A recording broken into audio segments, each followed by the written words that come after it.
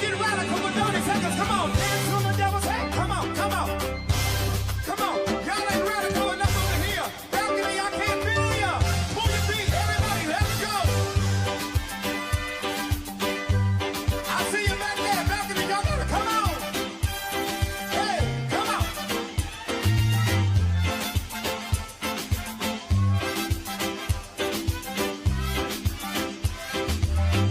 So long, bye-bye. So long, bye-bye. Come on, y'all, help me say it. Goodbye to my pain and my sorrow. So long, so long. Y'all catch it, everybody. Come on, say it. So long, bye-bye. Everybody in the building, raise it up, say it. So long, bye-bye. Goodbye to my pain and my sorrow. Goodbye to my pain and my sorrow. Let's go. So long, bye-bye. One more time, everybody in the building, say so long. So long, bye-bye. Hey, come on. So long, bye-bye. Goodbye to my pain. Goodbye to my pain and my sorrow. So long, bye-bye. Just one more time in the balcony, everybody say it. Say so long, bye-bye. So long, bye-bye. So long, bye-bye. Goodbye to my pain and my sorrow. Goodbye to my pain and my sorrow. So long, bye-bye. Let's go.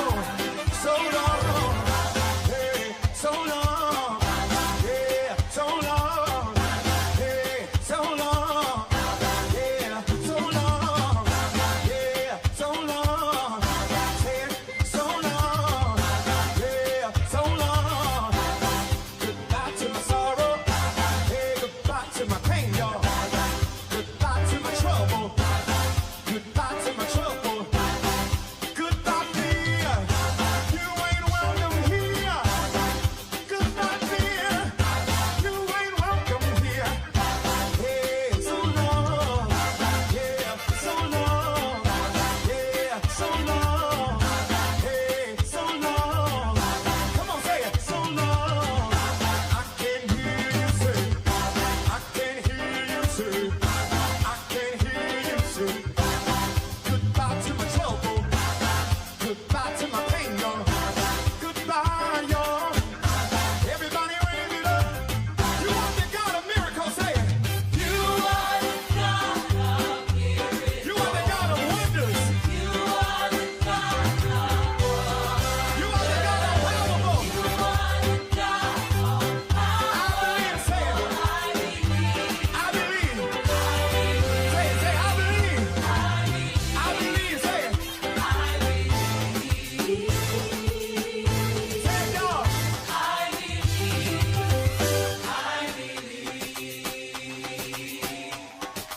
So long, hey, so long, yeah, so long. Goodbye to my trouble, goodbye to my pain, y'all. Somebody wave me bye-bye, somebody wave me bye-bye. You ain't welcome here, you ain't welcome here. Goodbye to my trouble, goodbye to my pain, y'all. I can't hear you up there. Somebody raise it up, say. Somebody raise it up, say. You are the God of miracles, hey. You are the God of miracles. Ah, you are the God of wonders. You are the God of wonders. Thank you. We cast our cares upon you, for you care for us. That's what we can say. I believe. I believe. Say it. I believe.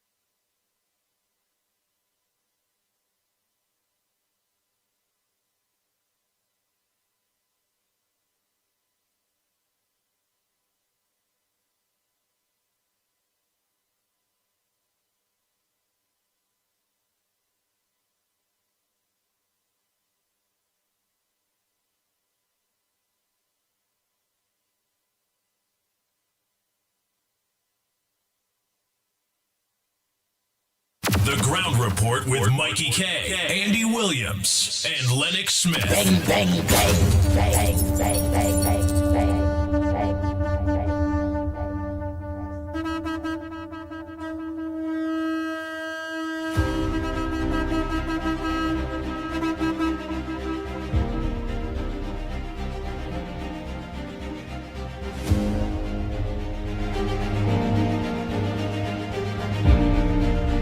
The Ground Report with Mickie K, Andy Williams, and Lennox Smith.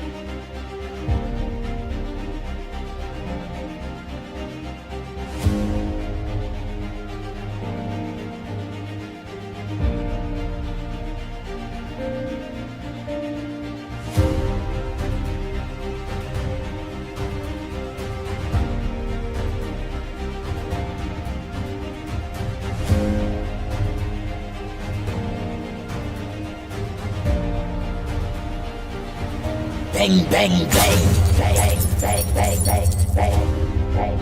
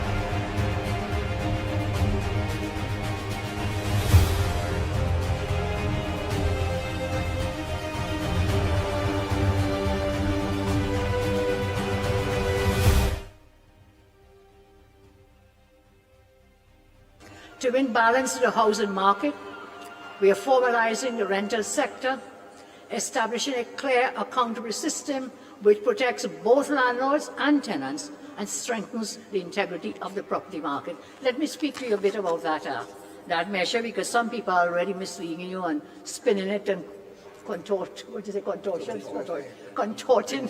that's the word. That landlord business surcharge is not a property tax. Let's get that very, very clear. It is not a revised version of property tax. This is where we are putting a surcharge on people who are making income, earning income from their properties. So, for example, it's not on residential properties, understand, but if you take your property and you're renting it, but then you're breaking the law by not paying taxes, because that is income. It's a commercial enterprise. You're making income, and by law, you should be paying taxes. But if we're too long in the system, these persons are allowed to get away with it. You know, some of them don't even live in Trinidad, but they own 5 houses in Trinidad or in Tobago, and they're renting it out, collecting income, but paying no taxes. So everybody there must be a sharing of the burdens as well as the wealth of the country. And this is one way they will contribute to our coffers with the revenue. And at the same time, we can account. This is the accountability measure. So if you have any questions about that, I will be free to go further into it. But I make it very clear, it is not a property tax. The property tax was based on a ghost ARV, annual rateable rental value. Ghost, that was a ghost, just like the ghost in the CPEP and the URP. That was a ghost rental. Now, where they're real rentals, it's a real rental because you'll actually be collecting the rent as an income. So you'll pay your share towards the nation's treasury. I want to say also, I said it before, let me repeat, I want to make it very clear, this is not on people's homes. It is not on people's homes. So don't get tied up with those who want to take us down the garden path and lose us down there on the beach. Don't get tied up with that narrative. It is not a property tax. It is a tax on persons using their buildings to earn income, okay? And that income will now be taxed. To bring balance to the housing market, we are formalizing the rental sector, establishing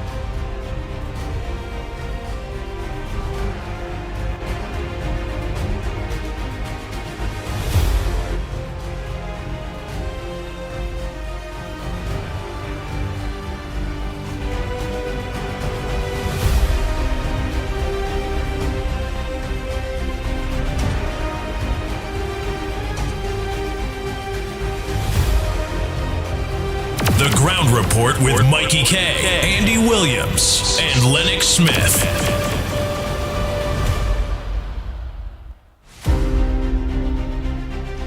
A previous UNC administration had democratized access to vehicle ownership by introducing foreign use vehicles to the market, making vehicles accessible and available to every citizen. We have since noticed the increase in the cost of new and foreign use vehicles as a direct result of the restrictive policies of the PNM. Today, I am pleased to announce that in keeping with our 2025 general election commitment to make vehicle ownership available and affordable again, I propose the following. Firstly, an increase in the permissible age of importation of private cars, that is SUVs, sedans, and station wagons, which are powered by gasoline, diesel, or CNG, from 3 years and under to 6 years and under from the date of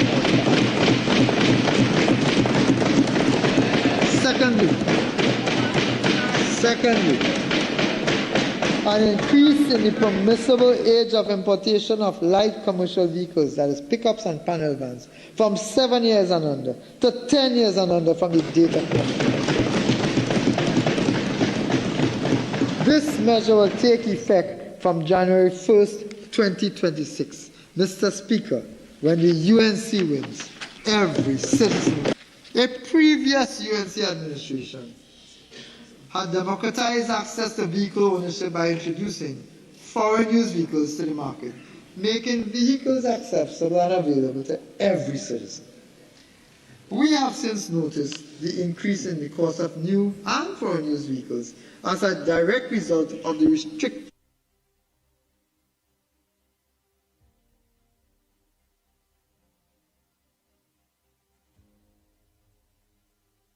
allocations are as follows. We will be the central fiscal 2026 allocations are as follows. We will be spending $8.766 billion on education and training. On health, we will be spending $8.214 billion. On national security, $6.366 billion. On public utilities, $3.395 billion. On infrastructure, $1.943 billion. On rural development and local government, $1.807 billion. On transport, $1.840 billion. On agriculture, Mr. Speaker, $1.13 billion. On housing, $0.662 billion. That's $662 million, Mr. Speaker. Mr. Speaker, I am proud to have shared those numbers as to where we are going to spend money for the national benefit, Mr. Speaker. When the UNC wins, Mr. Speaker, everybody wins. The central fiscal 2026 allocations.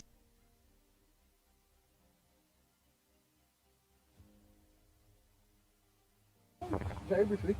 What are you expecting from the budget, Mr. Manning? Former minister in the Ministry of Finance. Fears, thoughts, doubts about the upcoming budget? Well, the UNC promised on the election platform that they were going to fix everything, that it would be foreign exchange for everyone, and everything would be okay. Clearly, that's not what we have seen thus far. All of our economic indicators indicate that we're in for a very rough ride. And what we have a challenge with is all of the ridiculous promises that the UNC made to the people of this country during the last general election. And now the bill has come due, and it's obvious that they can't pay. But I mean, former Minister of Finance Dan Paul asked a very serious question. About $600 million of reserves are not there anymore. And he asked the Minister of Finance, what happened? Where did it go? And his response was that he was being unpatriotic. We are asking serious questions that deserve serious responses, and we would hope that we would get that in due course. Any fears that the budget might be a little late on the 13th? You all usually had it a little earlier. We have seen that this government is clearly unable to manage this country. We've seen that in almost every regard, every facet. They have destroyed tens of thousands of jobs thus far. So it's no surprise that the budget is late. We expect this kind of lack of performance from this government. But will this actually cause any issues in terms of passing the legislation in time? It depends. They're probably going to rush things. We're probably going to have some very long sessions in the next few weeks, and we'll probably get it done on time. Thanks. All the best. Very briefly. What are you expecting from the budget, Mr. Manning? Former minister in the Ministry of Finance. Fears, thoughts, doubts about the upcoming budget? Well, the UNC promised on the election platform.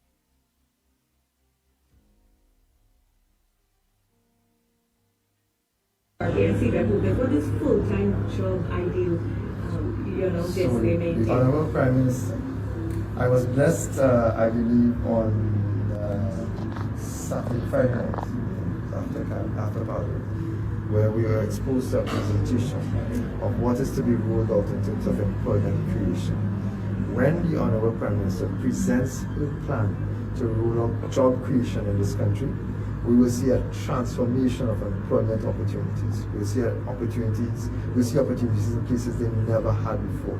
And what we will see is transparency and accountability in job creation. It's no longer going to be who you know and who can pull a string for you. It's going to be based on capability, qualifications, and the opportunity to train to move forward. This is not just a job. There are multiple opportunities to train for those jobs that are going to become available. But be prepared to be blown out of the water by the Honorable Prime Minister when she rolls out a job creation plan. And immediately after she announces, she started releasing pieces yesterday. Immediately after she says, we are going to do this, we are going to start doing it immediately. Can you just explain to European that what is full-time job ideal, you know?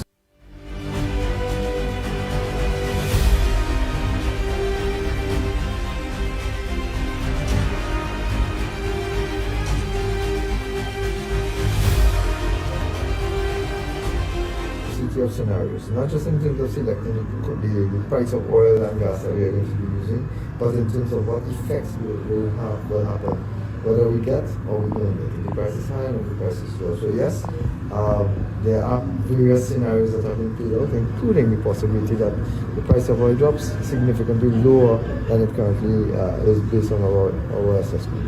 So yes, there are scenario planning that has occurred. So we are preparing for those eventualities if they happen as well. We work with a multiplicity of scenarios. Not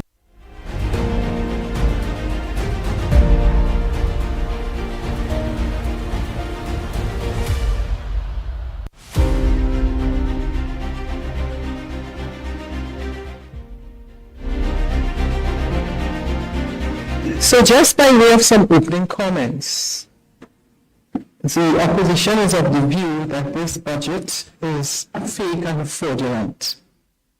This government clearly is still in a campaign mood, and we're giving the impression that over the last couple of months that we have been in office, that they have performed exceptionally well.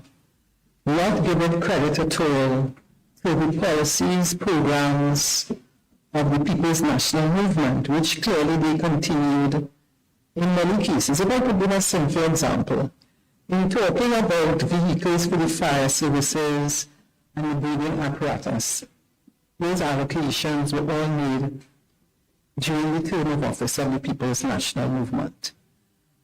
I also want to talk about the issue of property tax, which they have skillfully avoided by bringing a new tax for landlords. Every Trinidadian and Tobagoan has been waiting patiently to hear what this government has done with the property tax that they collected. A campaign promise, no property tax. The Minister of Finance spoke about a rebate. They have collected more than $130 million in property tax. What are they going to do with that property tax? The other issue is the issue of the public servants and the payment of the 10%. I raised the issue before, where is the allocation for that 10%? And for the period 2014 to 2016 and 2017 to 2019. It is very clear that they are misleading the public by giving the impression that they are giving this 10% over a 3-year period, and it is really a 6-year period. So when you go through the entire budget, you would see where they are misleading the public. Pay close attention to the fact that the oil price is $73.25. I mean, anyone can do the search, and you would see right now, depending on whether it is Brent, that the price could be under $60 or slightly over $63. So I will stop there for now, and you all can ask questions, and then we will answer accordingly. But the most important thing is the issue of continuing to campaign and really misleading the public. The other one, of course, will be the issue of the utility sector, which is very interesting. Two very interesting things is that They are taking all this credit for water projects in Siparia and Arima and a number of other places without saying to you that under the People's National Movement, monies were approved through the IDB loan for all those projects that they are making reference to. It's impossible from May to October that this government would have obtained funding to be able to do those projects. And I hope you take note of the fact that this is one of the, well, this is in truth and in fact within recent times, the latest budget ever. And very little discussion as it relates to issue of funding, specifically referring to monies as we have been accustomed to. Very, very different in terms of the way they have addressed a number of items. But the truth is that this attempt is strictly to mamagai the public.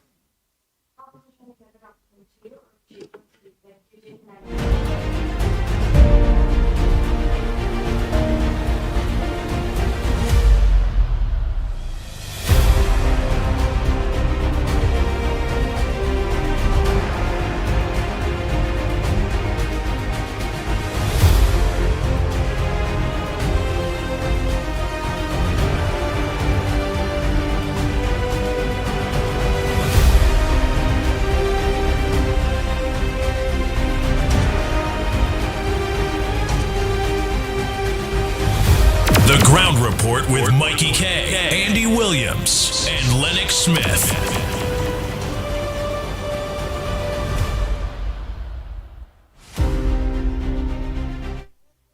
Oh boy, oh boy, oh boy, oh boy. Time check. It's 6:43. What's making the news? What's all the headliners? Most of the headliners is the budget. The budget. The budget that is haunting the opposition, the PNM.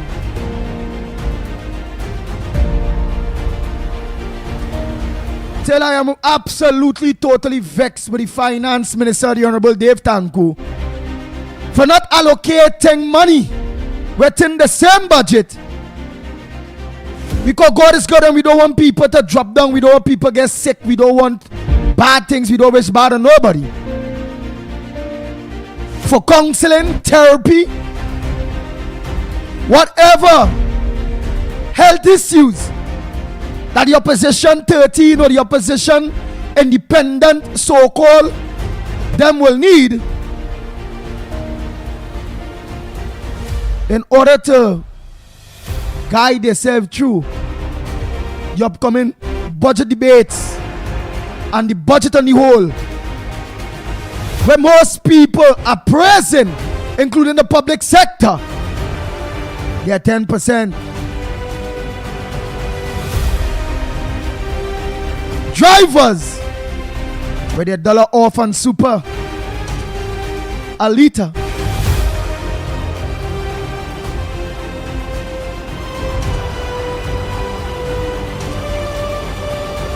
Many people, including homeowners, that don't have to pay a cent unless you are renting your property. You'll have to pay money out of your rent.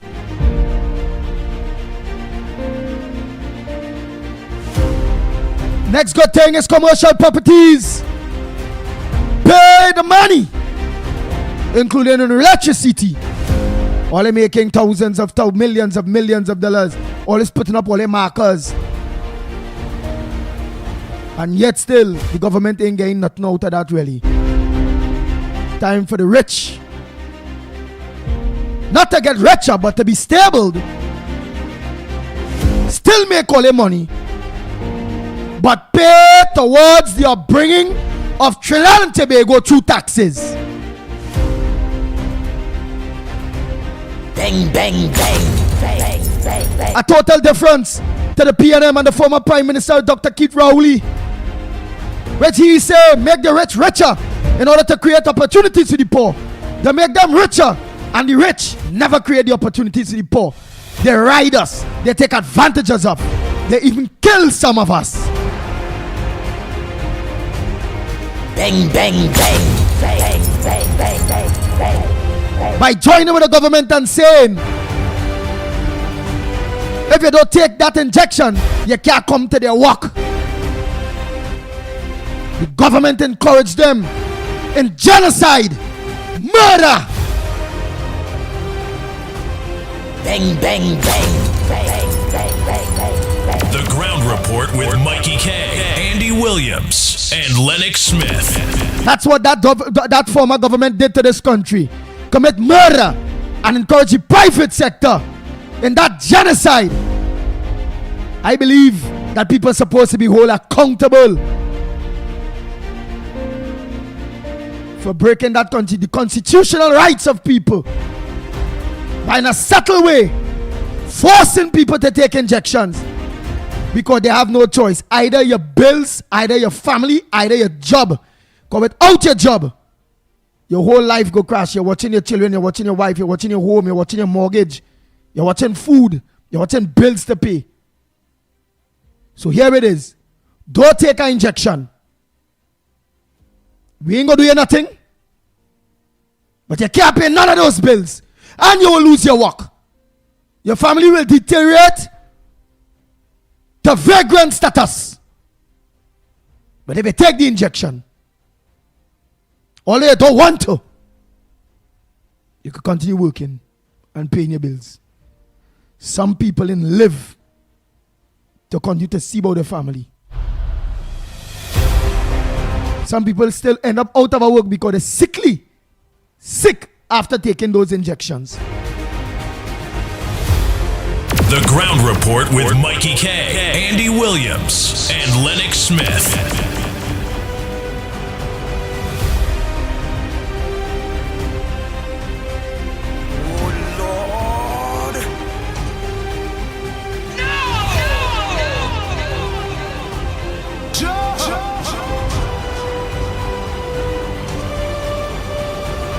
But what will you say?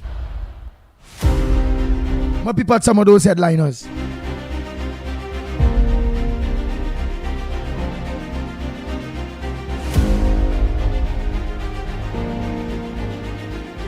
The lines are open. The lines are open too, but meanwhile, what's on your front burner? What's supposed to make news that not making news? What's on your mind that you need to talk about?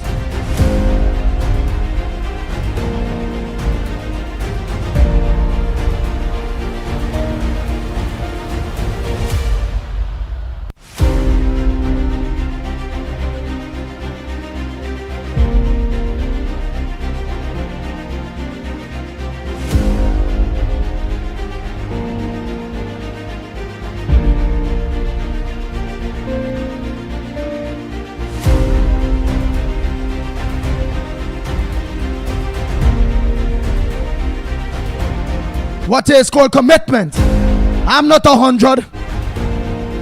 I tell you that. Sometimes not what glitter. Sometimes it's not gold. When people looks good, sometimes they're not as good as they look. So I'm not at 100. But I still take time, energy, effort to come out here every day. To continue to educate, inform, mobilize, encourage patriotism, nation building, togetherness, unity. In Trinidad and Tobago, having a voice and having a voice of influence. And I will keep doing what I have to do till death do me part.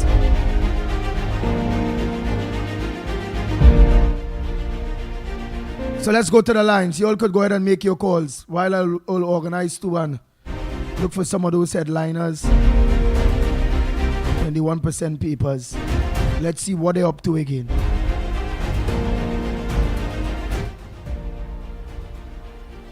Go ahead, call up. Pleasant good morning to you. Where you calling from? What's your contribution on the Ground Report this morning? Yes, pleasant good morning, Andy, Mickie K, Lennox Smith, Trinidad and Tobago Central here. Pleasant good morning. First and foremost, Andy, let me say, thank the Almighty God for each and every one of you, which is yourself, Lennox Smith, and Mickie K, for continuously doing the great, awesome job that you all are doing, enlightening the country from right from wrong. May God continue blessing each and every one of you all. You understand? Because that kind of performance by all you was telling you really have to be a chosen one, Andy. Because that's what I have to say. All you is with breakfast in the morning time. Without all you, we can't function our days as normal. You understand? So kudos to you all. And trust me, if it had the world record, all you would have been breaking it. Because you know why? Right now, all you breaking barriers. And for that, God will continue smiling on all you and all your family. Yeah? Nice. Going forward now, Andy, my little front burner issue, I wouldn't really call it little, but we're going back a little bit and back in time under the last regime. Yeah? We would like to know, the citizen of this country would like to know,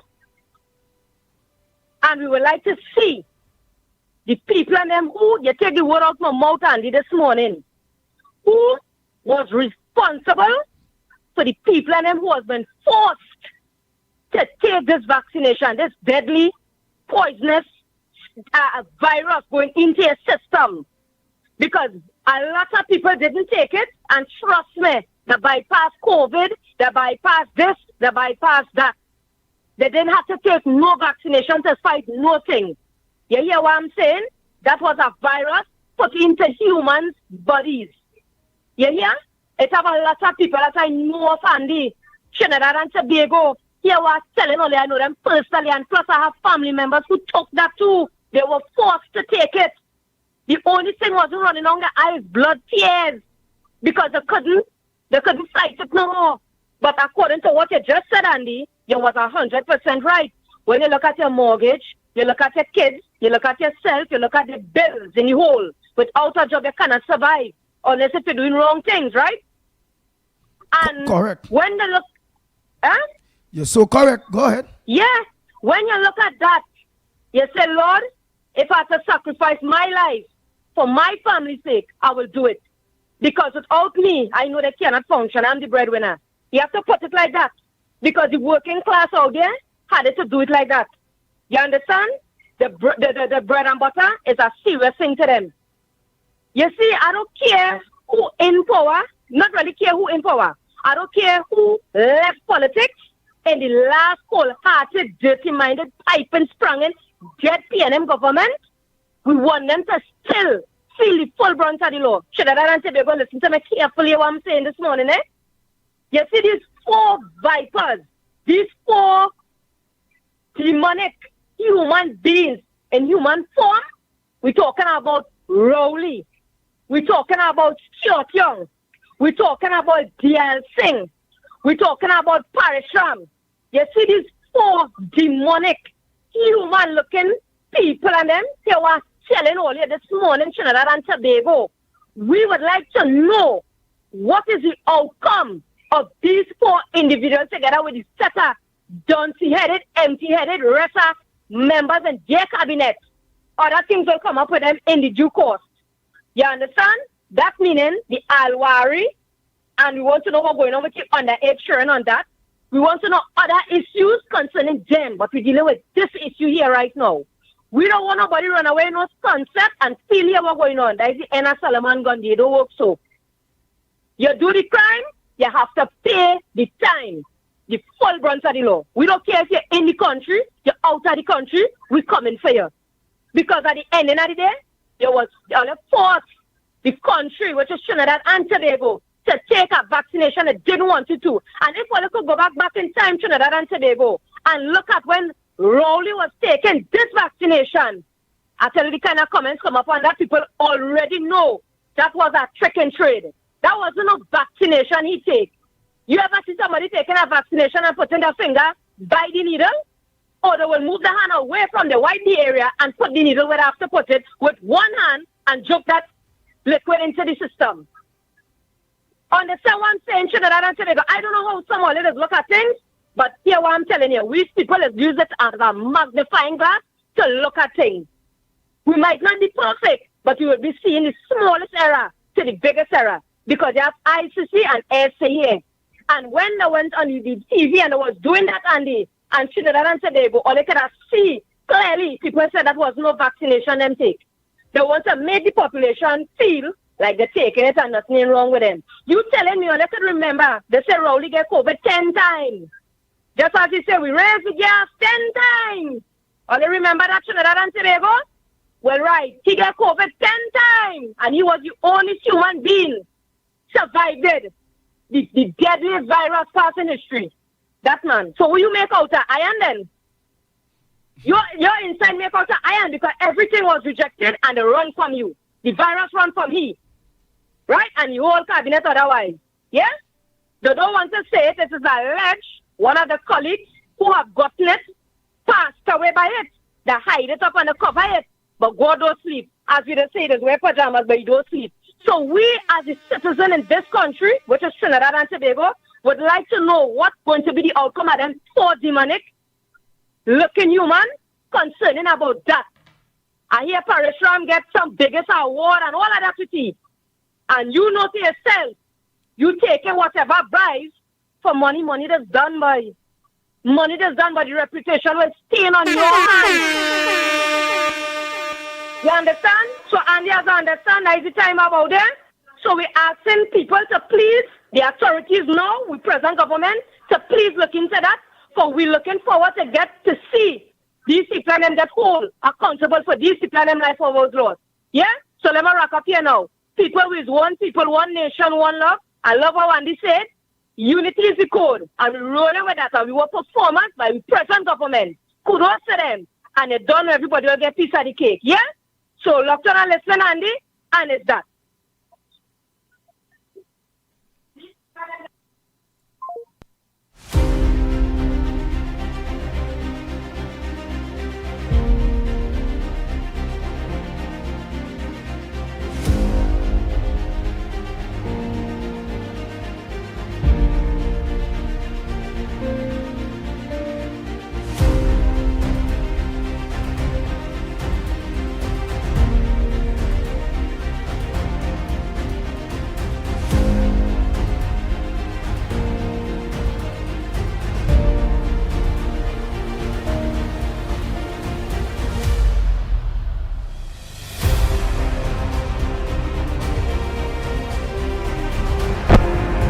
Good morning, caller. We're calling from. What's your contribution on the ground report this morning? Good morning, Mr. Andy. This is Voices from Brazil Village.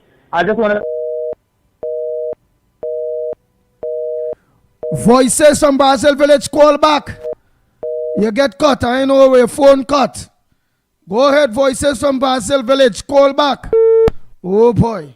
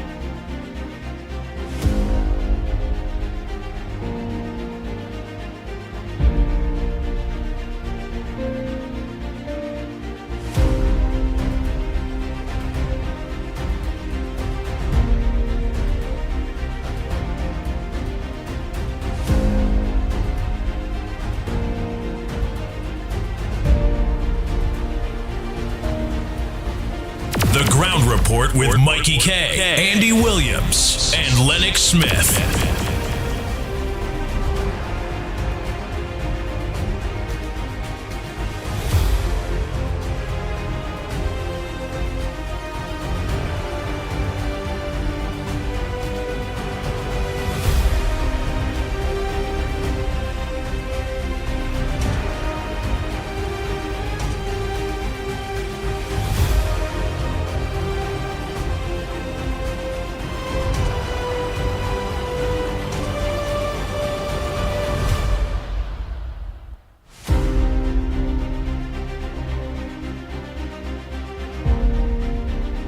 Pleasant morning to the ground report. Andy Williams, the Pitbull of Radio, Lennox, and Mickie Kerr. Because, let me tell you something, if you have nothing to say, better keep your mouth silent, or you had it for the 10 years gone. You know what they do with the fire service? They had no trucks, no uniform, no equipment, and so with the police service too. They had no boots, they had no clothes, they had no protective gears. Or they're only looking for little falls from this new government they have here. I wanted to go back in times and talk about PNM, what they do to this country. For all the time it's down there with no mouth, no voice, nothing. You have voice now. All you have no shame, all you shameless. All you have no shame. All you shameless. Something eat out all the shame from all your head. All you blind and all you gone senile. All you suffering Parkinson disease. Dementia and all kind of thing all you suffering with. Get out now. All you have to talk about that next one. In both, have no shame. Talk about the underestimate and the overestimate. The big bill in Port of Spain, that is the taxpayer dollars a bill. The big dwelling house bill in Port of Spain in both. That is taxpayer dollars bill paid. The big 20,000.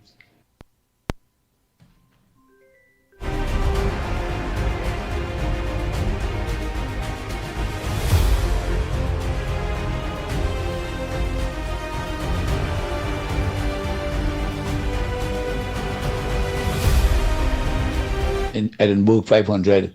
Why get money to build that? I want all to come and say, where get money to put up big apartment building, you know.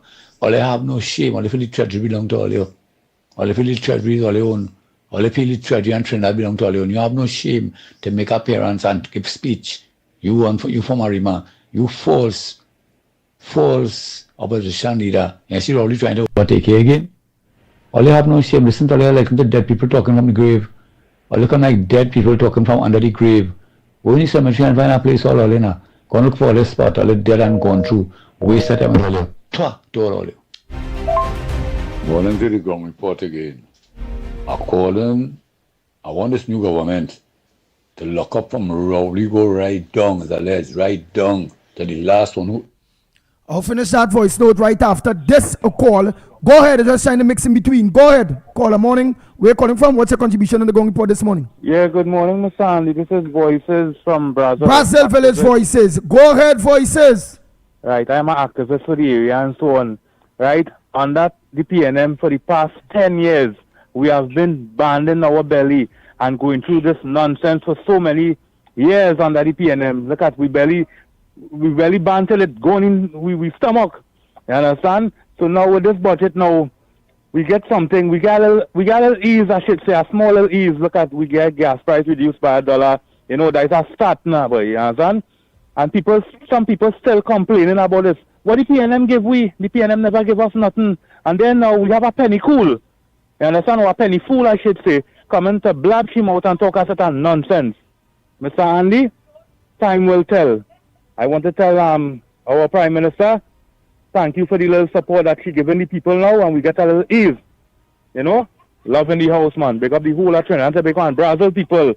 I want to big up my MP, Mr. Philip Watt, Councillor Ryan Rampersad, and Mr. Paul Bandu, always on the ground in Brazil. Love in the house.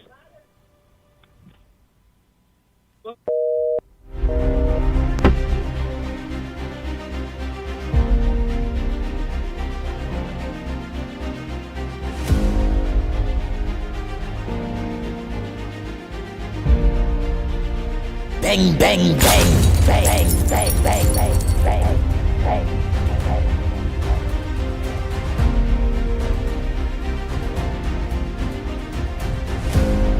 Morning to the ground report again. I want this new government to lock up from Rowley, go right down, as alleged, right down to the last one who interfered the public post, who bring the COVID vaccine and all kind of wrong thing they do here, bringing the merit points and have plenty drivers and the breadline who can mind the family, who's having a little car, who's having a little van, who's having a little truck. All who have got the merit points from that wicked, evil PNM satanic government, call us the government.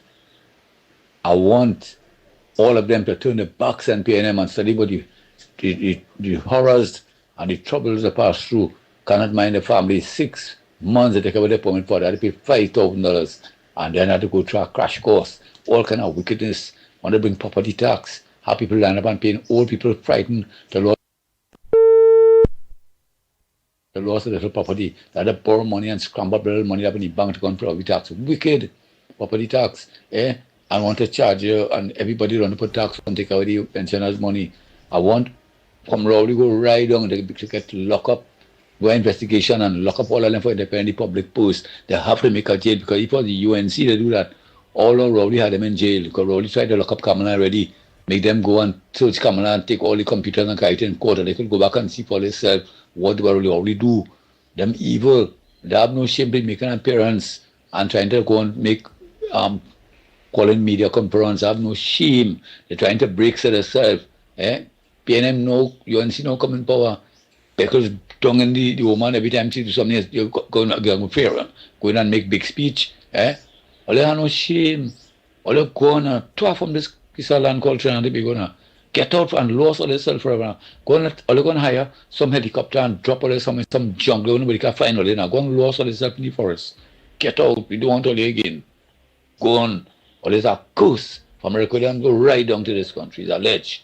Because where you get PNM from, that is the worst name anybody can name a country, a government. PNM what? What that stand for? Waste of time. Or they'll destroy the fabrics of this country and rip off the people of this country. Nothing they get from the gas and oil. Nothing. Or they only enriching all themselves, all their friends and all their family. Twah! Get the hells. Get the hens. Get the hens again.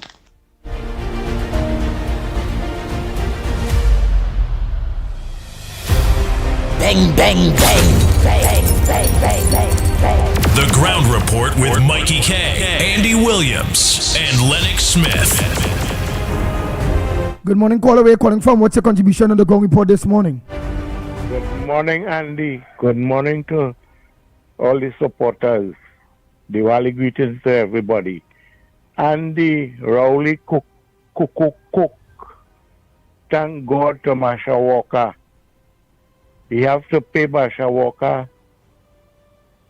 for the court.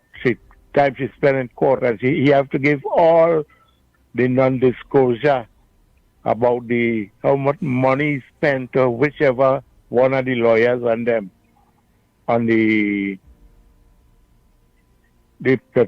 pipeline, the divers issue. So he cook. I think he had either 7 days or 9 days to bring up all the evidence. And he say the reason why he didn't give no evidence because he was trying to protect the lawyers and them because of bandit. So he care about the lawyers and them. He ain't care about the poor people. He ain't care about the divers. So in a few days we would hear everything. So one by one we will get them.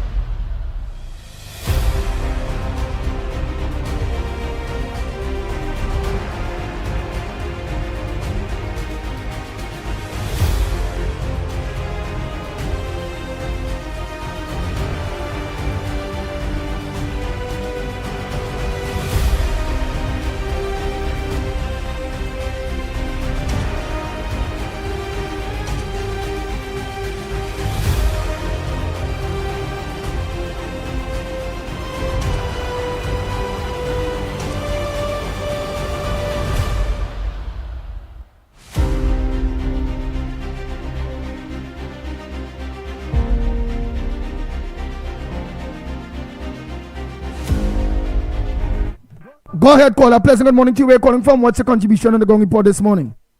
Hello, Andy. Good morning. Good morning, Andy, Lennox, Mickie K, Trinidad and Tobago. I am calling from Pitty Valley. Andy, my concern is what was going to happen to us if PNM had won the election. Because every day I hear them saying, where's she getting the money from? How they're going to do this? How they're going to do that? So what PNM was going to do if they had won the election? or else they have the money hide up and they was going to bring it out. This morning, Penelope Beckles, well, I think people shouldn't even worry to listen to Penelope Beckles Friday. Because every day she talk, she's saying it. Whether and it's a Mama Guy budget. So 9 years they didn't Mama Guy people. 9 years they tax us for 9 years. I never hear Penelope Beckles talk about none of the PNM budgets. But all I could say is that time would tell. Because I know this government, they're not mad, they're not stupid. And we would survive. Thank you.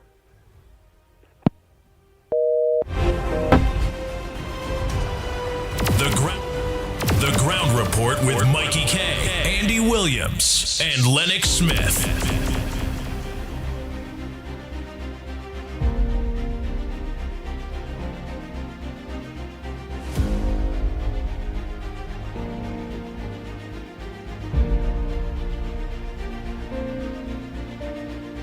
Good morning, Andy. Morning, Tobago. I lock on late, man. I lock on late. Yeah. Anyway, I just get up, man. I'm on the road. Hey, listen. What Central saying here is true. I keep saying that all the time. You remember? I keep saying that allege that all these ministers did not take that back seat. I keep telling all of that. I keep saying that, and I keep my word. I keep saying that none of these people take that back seat. This all was a trick. Only person that take that can guy and died because Young wanted this job. They killed the man. He's alleged again. All right? Look into that. Very, very crooked thing went down there, man.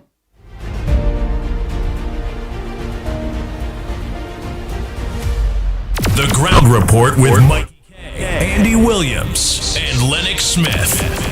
Good morning, caller. Where are you calling from? What's your contribution on the Ground Report this morning? Good morning, Andy, and to Lennox and Mickie, wherever you guys are. I calling from Labre. There's a member of the Labre posse. Nice. Go ahead, Labre.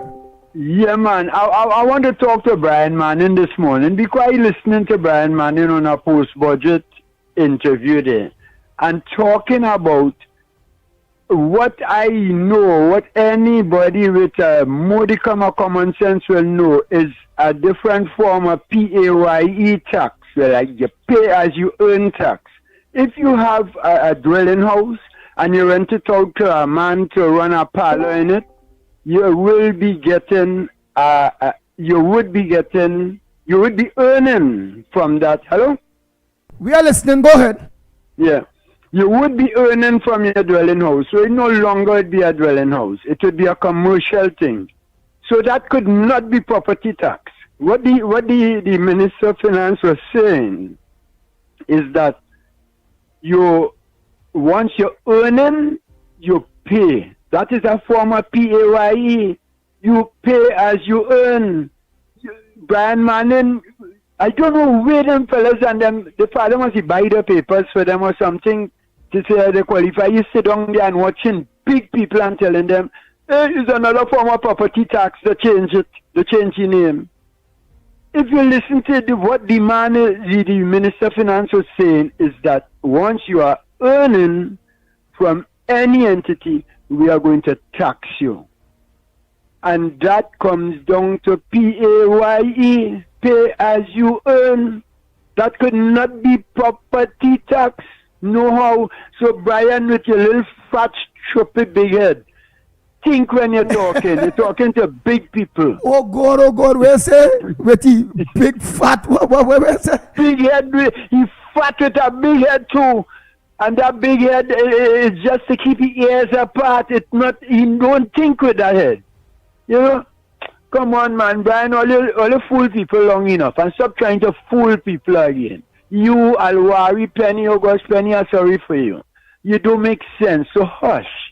You're not making one bit of sense when you get on the television or on the radio. So bet you hush. Hush.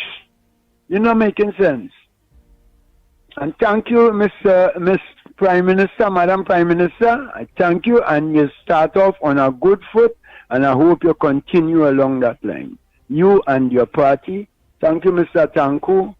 And Andy, I had to say thanks to all you guys who was always relentless in this fight to get good governance into Trinidad and Tobago.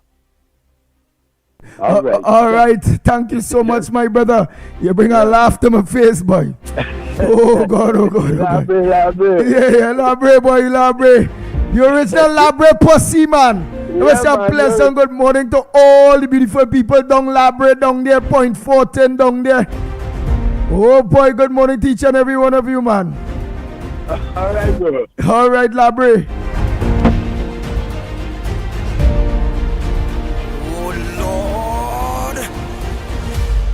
The Ground Report with Mickie K, Andy Williams, and Lennox Smith.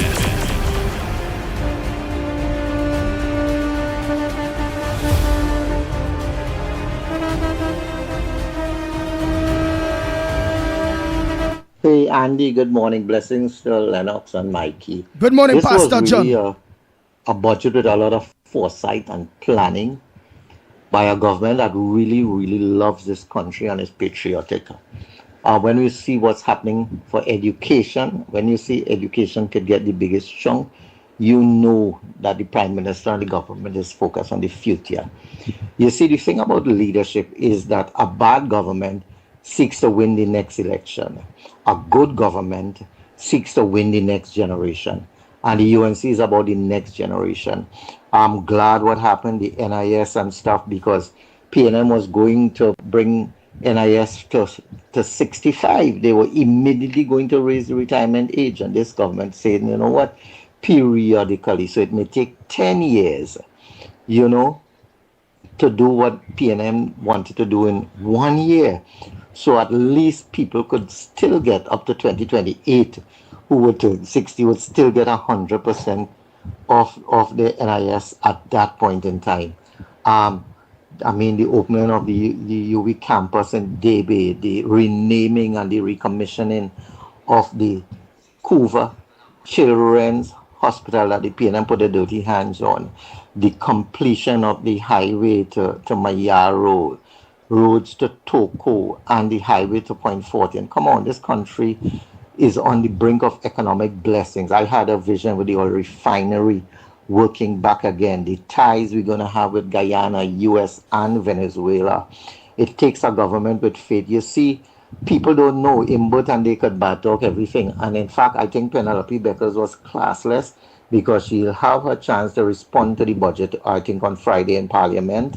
And to come out there and keep press conference and waste down the budget, it shows that these people do not have the interest of Trinidad and Tobago at heart.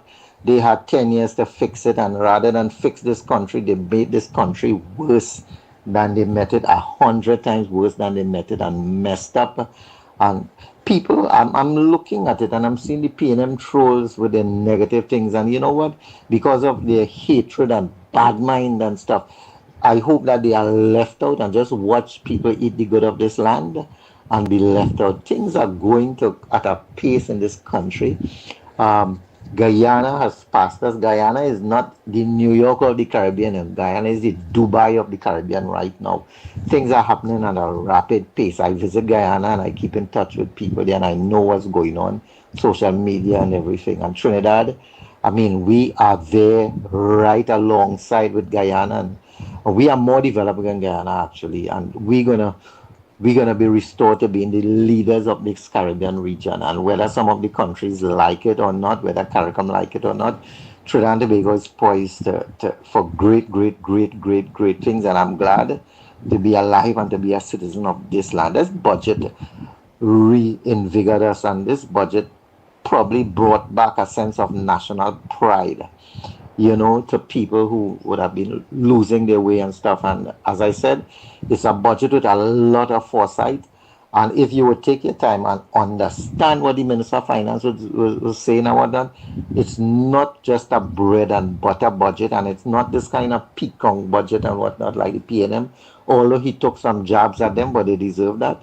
So, as I normally say, This nation is poised for great things, and may God bless our government, and may God bless the citizens of Trinidad and Tobago for a long, long, long time to come.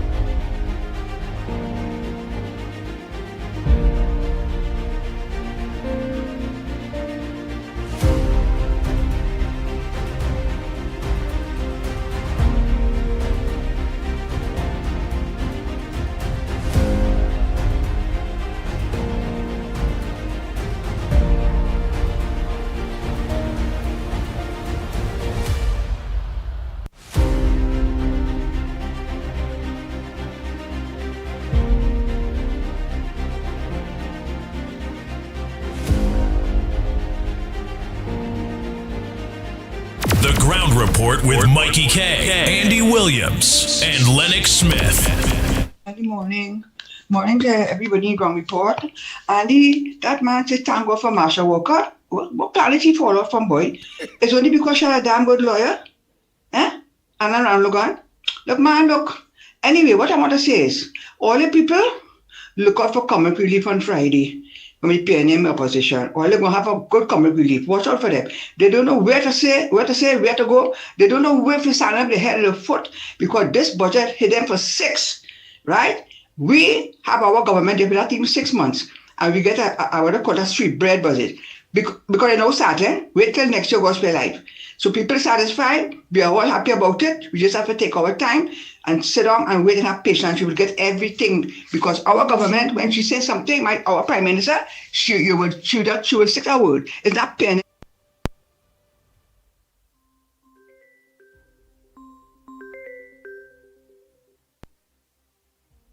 It's never materialized, right? Have a blessed day, Andy.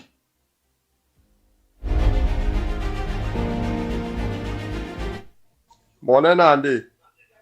Remember the Gary Griffith video? The vaccine video with Gary Griffith? That was the biggest fake video ever.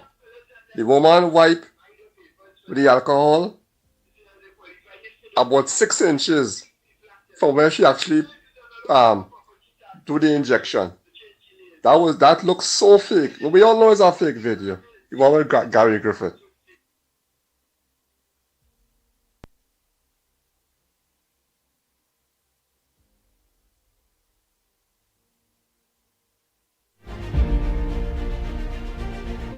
Andy, good morning. Orlando here. Andy, you haven't noticed something? This program started with happy feet. The program started with excitement. The program started that people are loving it like myself. Beautiful. Well done, Andy. I love it. You how it started. And the reason I believe it started this happy way, the words I'm looking for is because the man from the beacon did not call first. He need to be calling last. The man from the beacon did not call first and upset the people there because you always talk with negativity and it. So I'm so happy your program started positivity and so it's so exciting and people are so upbeat and happy feet they call it. Okay, Andy? That's all I have to say about that. I'm loving it. Talk to you later, Andy. Let's go. Andy, Lennox, Mikey, bye.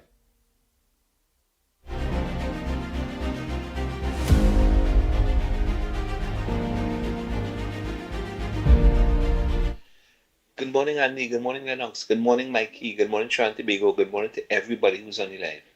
Andy, listen to this now. You see people like Rowley, Stuart Young, the one who was controlling Pi, I forget his name. Something George is his name. And these people and them, let me tell you something, Andy. These people and them should be charged and be jailed for state-sanctioned murder, A state-sanctioned murder went on there, You telling me all you had 4 men in a pipeline there and only had 39 hours to rescue these men and really leave these men to die in a pipeline. Or you know, Rowley and them have no feelings, you know. Rowley and them is devils in human flesh, you know. Or they leave these men and them to die in a pipeline. These men and them, you telling me these men and them as fathers, them as uncles, them as nephews, them as grandfathers, right? And you telling me that only allow these men to die in a pipeline to do a kill off the people in them generations? Only evil boy. PNM only real evil, you know. And you see you madam penniless, and you with a fat. Oh go only get up the people TV now. But I really can't blame only two, I had to blame this waste of time, fake and fraudulent media called CNC3 and TV6. I call it all the name. Because all is not journalists, you know. All is analysts. All is the biggest sort of waste of time in this country. Only fueling bacchanal in the country. With this waste of time PNM. Look, boy, God bless her. Have a bless everybody.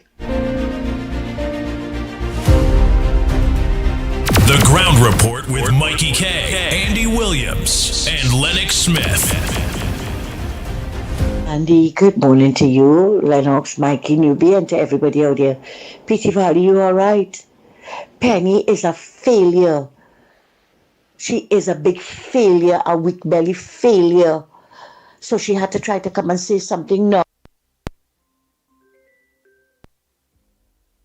No, to try to show PNM supporters that she knows what she's talking about, right? For years, that's right, for 10 budgets, all we were getting is tax, nothing to benefit anybody. Penny didn't have a word to say to the pensioners and them when we never got anything for 10 years. And as a matter of fact, Amber took away our automatic NIS increase. Penny didn't say anything but coming to talk now about this is a fake budget and a fraudulent budget. Well, she must know because she's the expert. She's the expert on fakes and frauds. You hear? She sat down here playing deaf, dumb, and blind for how many years? That's why Mrs. Pasabi says I had to ask her. You were planning minister for 10 years. 5 years, sorry. What have you planned? What have you brought to the country? Absolutely nothing. Nothing. But you're trying to win favors with the rest of them, but they still don't like you, Penny. They still try to get you out. I'm bringing young lie. That's what they're doing. You're talking about fake and fraud? And that is why Arnold Roberts exposed him but lies with the 001. He exposed them and they're going to expose them more.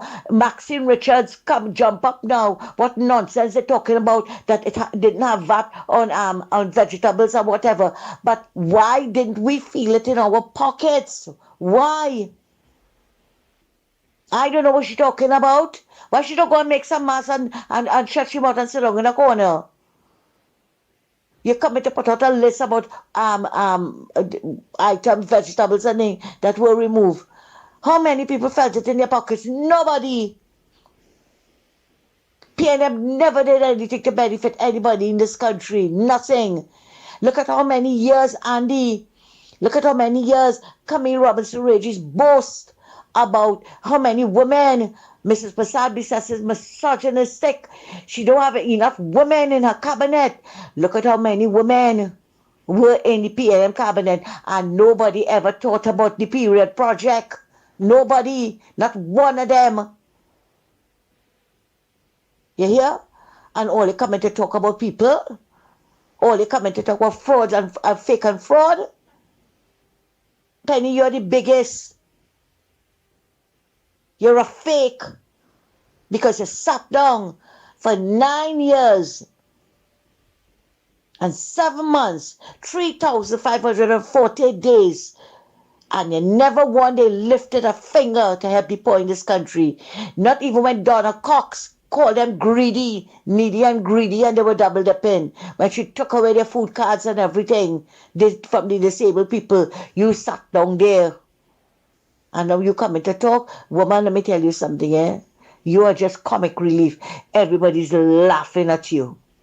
You and the other 19 opposition members, the other 19 opposition leaders, I correct that. 19 opposition leaders. None can tell the other to come back.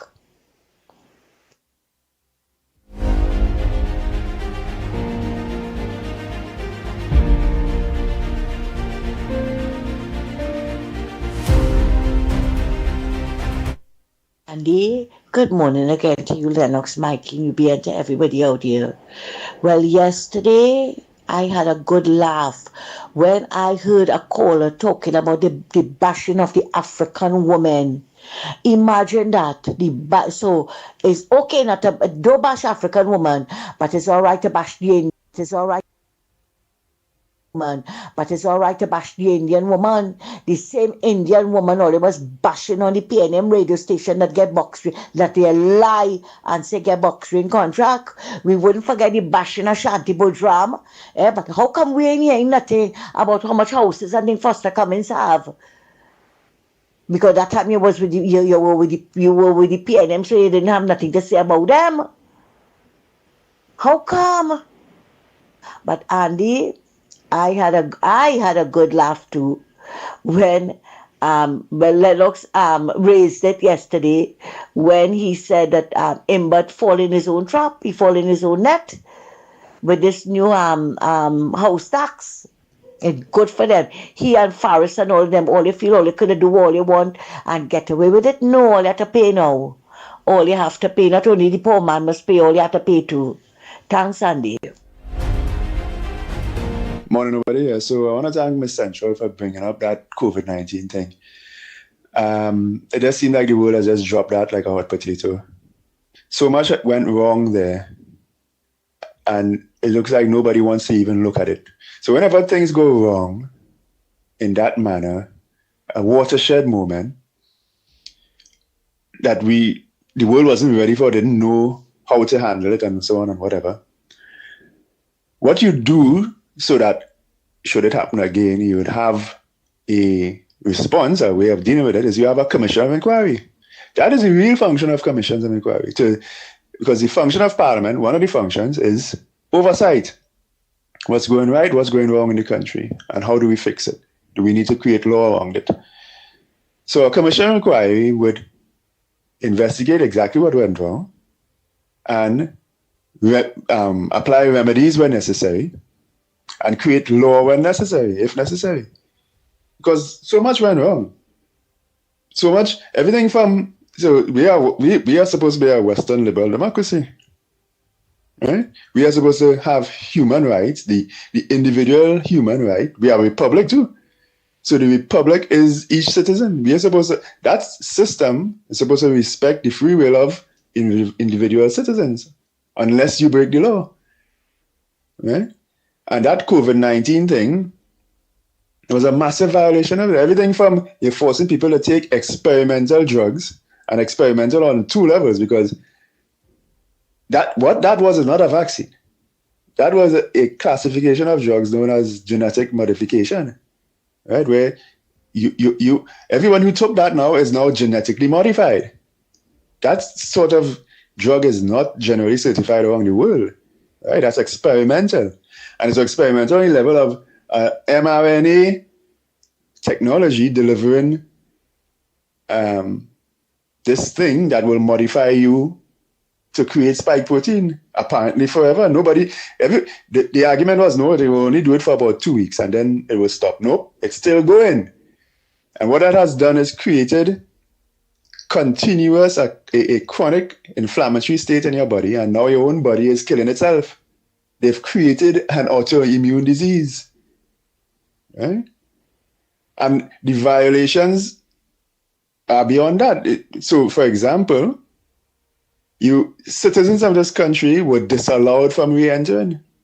The world is at war, and your citizens, the whole concept of a republic, again, the citizen is the republic. How can you be denied entry into your homeland?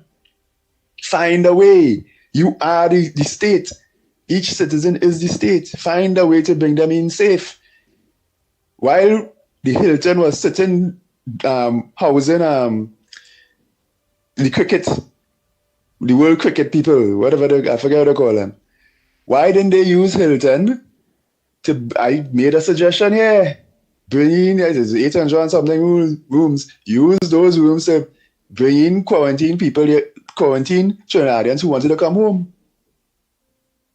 Right? So, all these things need to be looked into. And if law needs to be written, and certainly those who would have taken it, now I didn't take it, but those who would have taken it, what is the compensation going to be like?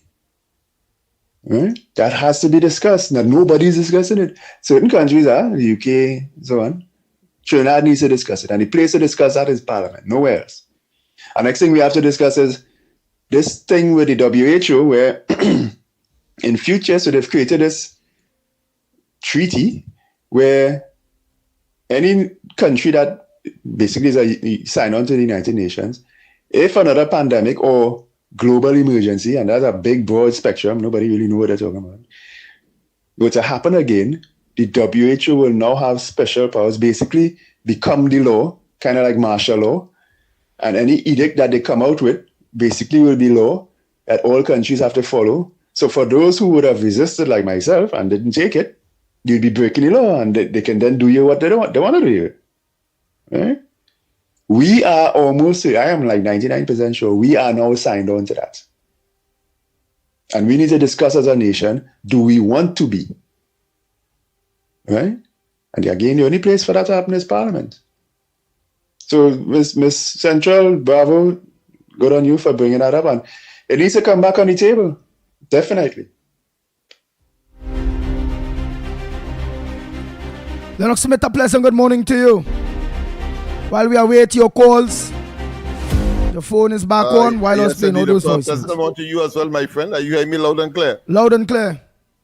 You're looking clearer. You're looking clearer, like you're... Yeah. I got back my prime camera, my main camera. Yes. A pleasant good morning to all at Century, East, West, South, South Central, our friends in Tobago, and wherever you are streaming on the World Wide Web. A pleasant good day to you. Yes. Quite a lot of information that is emanating and discussion, of course, surrounding the national budget that was presented on Monday. Indeed, of course, we will hear more and more details after, of course, the presentation in equal measure in terms of time. I don't expect Penelope Beckers has the capacity or sufficient information to last 3 and something hours. Because that is the norm, that is the convention, that whatever time the presenter takes, that the opposition will respond in kind.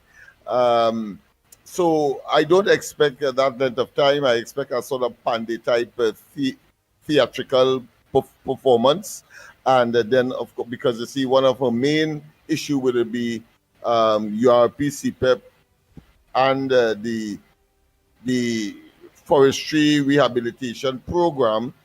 And I think the Prime Minister studiously gave sufficient information, not to be as elaborate as possible, but yet still to indicate to her that there is a solution to the problem. So she doesn't want to put, I'm sure she doesn't want to be preemptive, and then she make a categorical statement that will be fresh in the people's mind in the Parliament and outside of the Parliament, and then find herself, of course, in a monkey's pants. I think that is the tragedy, or put another way, that is the dilemma that the opposition leader faces. Of course, generally, I don't think she has much information, much leeway to criticize the budget.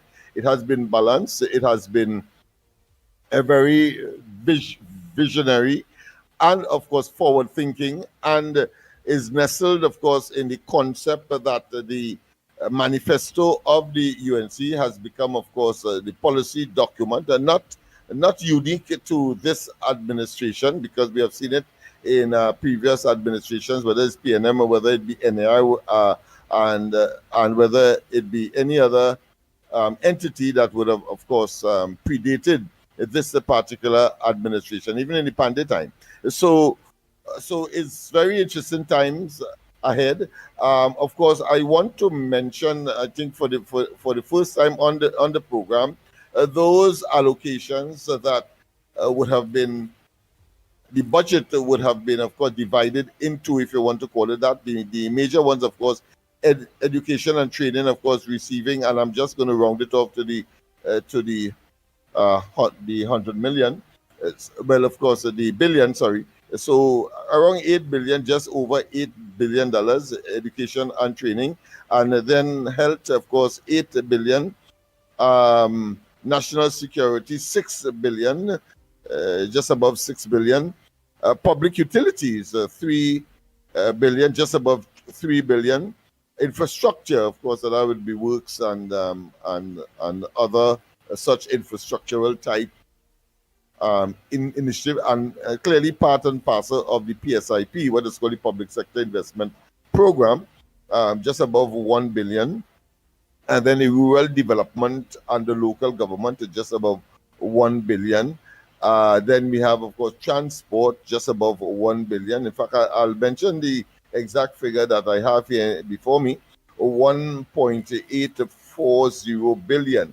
I say that for of course, busman Mako busman to, of course, make some kind of comment. What he would have expected with that kind of money. But what in the Guardian here, I'm also seeing where the budget, the headliners in the Guardian saying budget hangover. They're saying Wetco appeals for level playing field after Tanku's tax hike. After Tanku tax hike. Who is saying that? Wetco appeals for a level playing field. Oh, that's the tobacco company. That's which the tobacco cigarette company.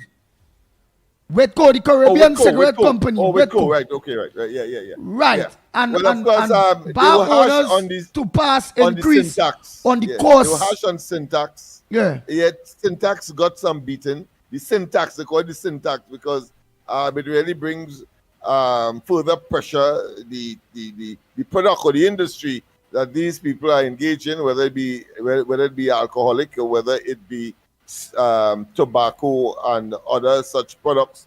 It takes a toll on the health system. Let's face it, because of course people are exposed to all kinds of disease, mental as well as physical, cancer, etc.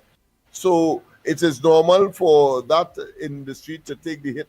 But I can tell you that there is an economic philosophy that says that there is always some kind of even though higher price would mean the reduction in demand in these particular areas, it appears that it remains constant. I forget what was the term that is used. There's a particular graph in economics that shows that no matter how high you put the price, people still purchase it. Well, at least we will get taxes. Of course, the government recognize, I suppose, hold 1 minute, those two factors. Yeah, go ahead. Yes, but hold 1 minute, caller again, Mami Roadbook. But at least the government will still get back a little coffers from that. Not only that, people are already talking about high price raise with the bars and shops and things when it comes to cigarettes and alcohol without the same businesses. Let me see if all the price for case of Stag or Carib remains the same. Let me see if all the cartoon and cigarette half pack and pack. Let me see how much it go up to.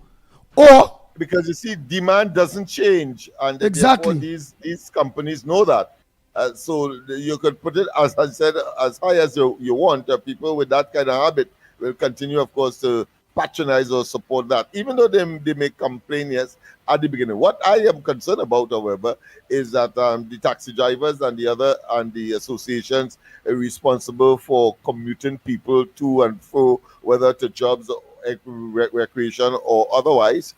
They are saying that their prices will not, their fare will not, of course, drop. And I thought, yeah, but they say that, because they were quick when it raised. To raise, yeah. But now that it has dropped, at least super gasoline, those vehicles that are using super, one expects that it will fall. No, but they say that seems not to be the case. Go ahead. But they said that they cannot drop the price because they don't use super. They say they use premium. And the Maxi say they're using diesel. So they say they can't drop the price. Because they don't lose super. All right, okay. All right, no problem. The proof of the pudding, of course, in their sincerity is when on the next occasion when they drop the diesel or the premium. Fall. Let me see what they would say. All right. Go ahead, Mommy Roadbrook. Yeah. They may well say that super already fall by $1, so there's no need for them to drop anything. And this kind of ridiculous arguments that they come up with. They sound like Rowley and Imbert and all the others, including, of course, the current leader of the opposition. Agriculture, of course, just above $1 billion, and housing just under $1 billion. Nice. Mommy Roadbrook, go ahead. As you done, we will continue while we taking calls. Me and Lennox will be debating. Go ahead. Okay, like that. Morning, Andy. Morning, Lennox. Andy, I want the people to prepare themselves for the biggest ever comedy show in Trinidad and Tobago that is coming up next week. When them 13 clowns, them 13 gangsters in Parliament come to debate this budget. Now tell me, for the sensible, intelligent, ambitious people who were living here for the past 10 years, exactly what could Penny and she gang come and say to the people that would be making any sense? That would be any truth.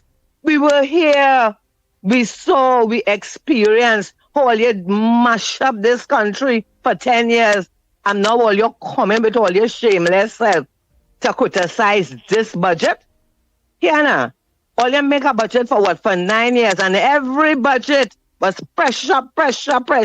All you hear with this budget here, Monday, all you hear, electricity going up, all you hear, water going up, all you hear, we had to pay property tax, all you hear, we had to tighten, we belt till 2027, all you didn't hear anything, so, you understand?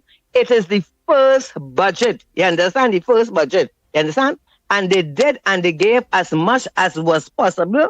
As a matter, it was magical, because trust me, if was PNM making this budget with the state of the economy, we would have, whatever little change we have now, it would have end up to zero. You understand? So all your cool, all your set. So all your opposition, all your, I wish all, you see just all your walk out of Parliament, I wish all you could have stayed out. Because all you're coming to do is to talk and lie and waste people's time. So let me tell you, when all you're talking, just remember, all you're talking to them PNM till they're dead dance. All you're talking to intelligent, ambitious people. You understand? And then another thing, you know, we in this country have to keep it real, you know. We have to mature, you know. We have to look at things in a different way. You hear? This is a new government. We get changed, and we have to change our attitude, change our mindset. Plenty things have to change, you understand? And plenty we have to look in the mirror and be truthful. They're talking about rum going up and cigarette going up. So what? If you like your rum and you want to smoke and kill yourself, continue doing it. And then some people here, you know, these people in plane, they can put a spin on thing, you know. They're talking about the thing on the port going up to by 100%. When you hear Minister Alexander explain, Philip Alexander explained yesterday, these people, the increase, there's be just sense, you know.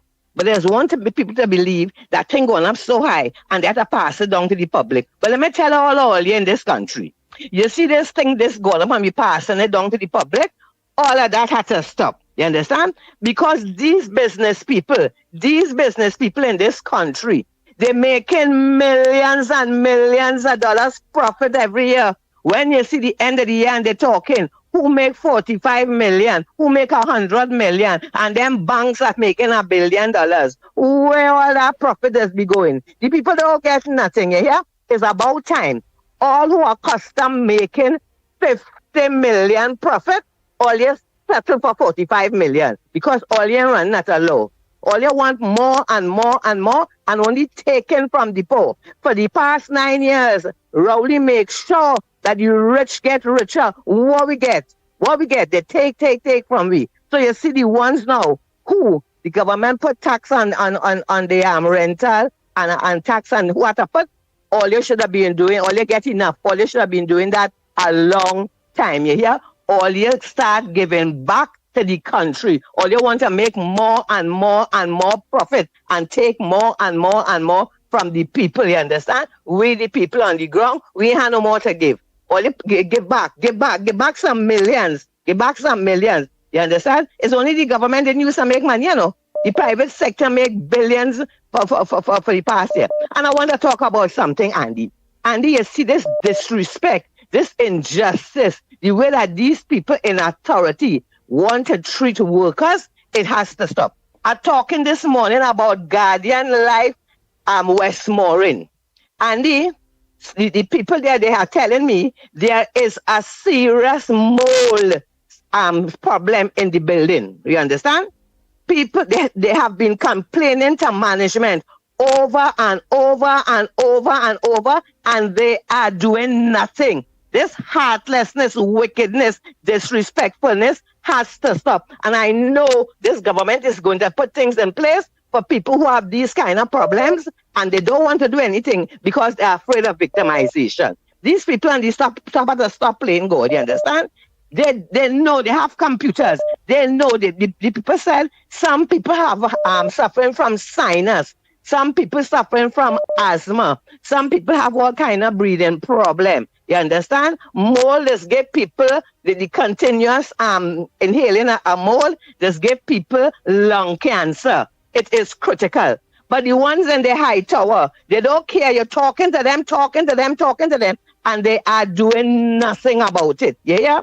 They have to have respect for workers. And I know they were sitting down there inhaling that unhealthy air. Because you know, in a building lock up, no window door be open, it's air conditioned, and to be inhaling this unhealthy air day after day. Who all you looking after life, and all you want to kill all your workers? All you done didn't get them the what you call it, the bonus already, and the ones on the top take hundreds of thousands. The injustice has to stop. Has to stop. Let us be fair. Do unto others as they have them do unto you. You understand? The nonsense in this country has to stop. And Andy, you know something? The people, this government, and the ministers, and the Senate, Andy, you wouldn't believe how it warmed my heart when I hear the contribution of these people. It makes me realize people they understand. They have matured. They know where we are going. They know, thank goodness now start. And they are here to support the government to make sure that we have a better Trinidad and Tobago. You understand? Many of us did not get a million and everything, but we got, and there is hope. There is hope that things will get better. When you listen to this government and you listen to the Prime Minister, as long as there is more in the country, everybody will win. Everybody will get more. You understand? And you must remember, we had no investments. We had nothing to improve our economy for 10 years. You understand? Our greatest asset, which was Petrotrin, was shut down. Any money earning thing that we had, PNM destroyed it. You understand? The catering school, and here now, Andy, the people had to take the blame, you know. The catering school, I heard, I think it was Dr. What's his name? The other one in finance. He was saying they closed down the hotel school. He says 700 young people inside of there were being trained to come out and get good jobs down to that PNM closed down. Yeah, they closed down everything. As I say, by just the mercy of God, Trinidad still standing. But let me tell you now, people, I am so happy. I am so grateful for the grateful people in this country who we are working together, we are praying together, we are standing together, and we are supporting this government 1,000,000%, because trust me, with the help of God, with the support of the good people, and with prayers, and with our good government here now, Trinidad and Tobago is on its way to being the Trinidad and Tobago that we know it could be and it should have been. So people, all you keep on supporting. You see them PNM, here now, them PNM gangster, let them breathe. They're not speaking to us. All they're speaking to the PNM till they're dead done. So all you continue talking, because you know why? People know the truth, the whole truth, and nothing but the truth. And you know something? The truth will set us free. Trinidad and Tobago, now, better days are coming. Blessings to all. Blessings to our Prime Minister. Blessings to every minister. And blessings, oh my God, come down. Bless all the people who are working together to fix Trinidad and Tobago. Blessings, Andy. The Ground Report with Mikey K, Andy Williams, and Lennox Smith. Let us, before we take our next call, because the lines are real lit up. Don't borrow upon all calling. Over. All right, let me just take it there quick. Morning caller, where are you calling from? What's your contribution on the Ground Report this morning? Good morning, gentlemen. Good morning, gentlemen. Calling from the Barrackpore here. Gentlemen, are reviewing the last 9 years budget that Colin Bird presented in the parliament to try to understand the response you're getting from the PNM with this budget. And you know, there's nothing that could show any type of growth for those 10 budget that Colin Bird has presented to show any betterment in the country.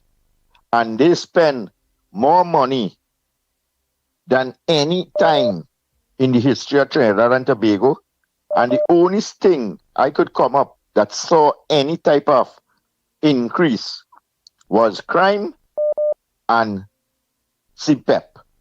CPEP increased from about 6,000 to over 12,000 people. That just goes to show how much people was made more vulnerable in Trinidad and Tobago in the last 10 years that were dependent on some sort of handout to survive. And people that understand this, and now that you've seen a government that inherited an economy that was in so much of destruction and disarray, that start to put things and still could afford to put so much more onto your table and afford people a better standard of living and then have a projection of a future. And these people are complaining about that. I could only imagine the debate that will be taking place in Parliament with the set of dotishness that will be coming from people like this Marcel fella and Penelope Beckles and these fellas. It would be so embarrassing. And everybody who supported the PNM should be ashamed of themselves to say, I support this and I agree with what them saying. It is such a disgrace to know that our country, after we're going through the 10 years, could have a government with a real finance minister, not a carpenter who used to come and laugh and giggle at people and embarrass them and insult them, their intelligence and their integrity. That when you ask him to present, okay, you present a budget, show us where the money actually was spent. Give us some accountability on, you said you allocate X amount of $1 billion in this sector. Let's see the benefit and the improvement of that money that you invested. Never. He would always laugh at you and tell you that how you'll find that and he would present it, but never give accountability. All in a sudden, these idiots who support the PNM want accountability and questioning the budget. The budget didn't even went into effect yet. And them don't want to see a betterment in the country. Just imagine. I saw a few posts on social media with this idiot and them. The man now say they drop the fuel price by $1. You know, a man going to full diesel in his tank.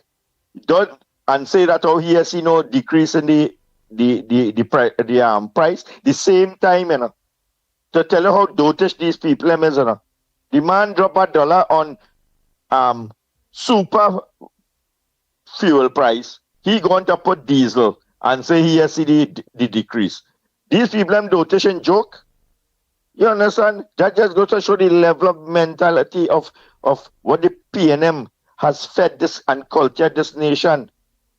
They groom a culture that could never see tomorrow. You live for today, you get a salary, spend out everything. That's why you see, as soon as they decide, let me clean up CPEP, all of them start a ball and create this big holocaust that everybody going to dead in the country because they close on CPEP?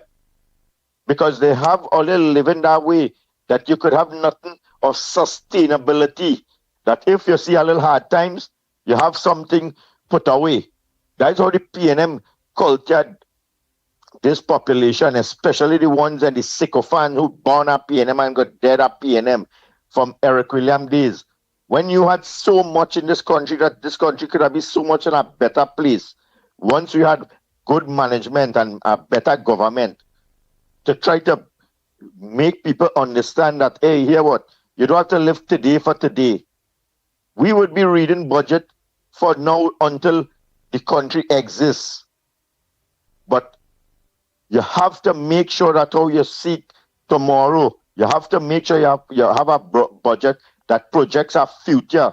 When we're dead and going to have a whole generation of people coming up, and you listening to these idiots and them in the PNM and them, let me tell you something, I could bet you, and I could put all, 1 second, I could put all my money in on this, that after 2 budget that is read by this government, the UNC government, you will never, ever, ever hear another budget in Parliament coming from the PNM. That's if they ever exist again. Have a good morning, gentlemen. Enjoy the rest of the holiday. Take care. Thank you very much.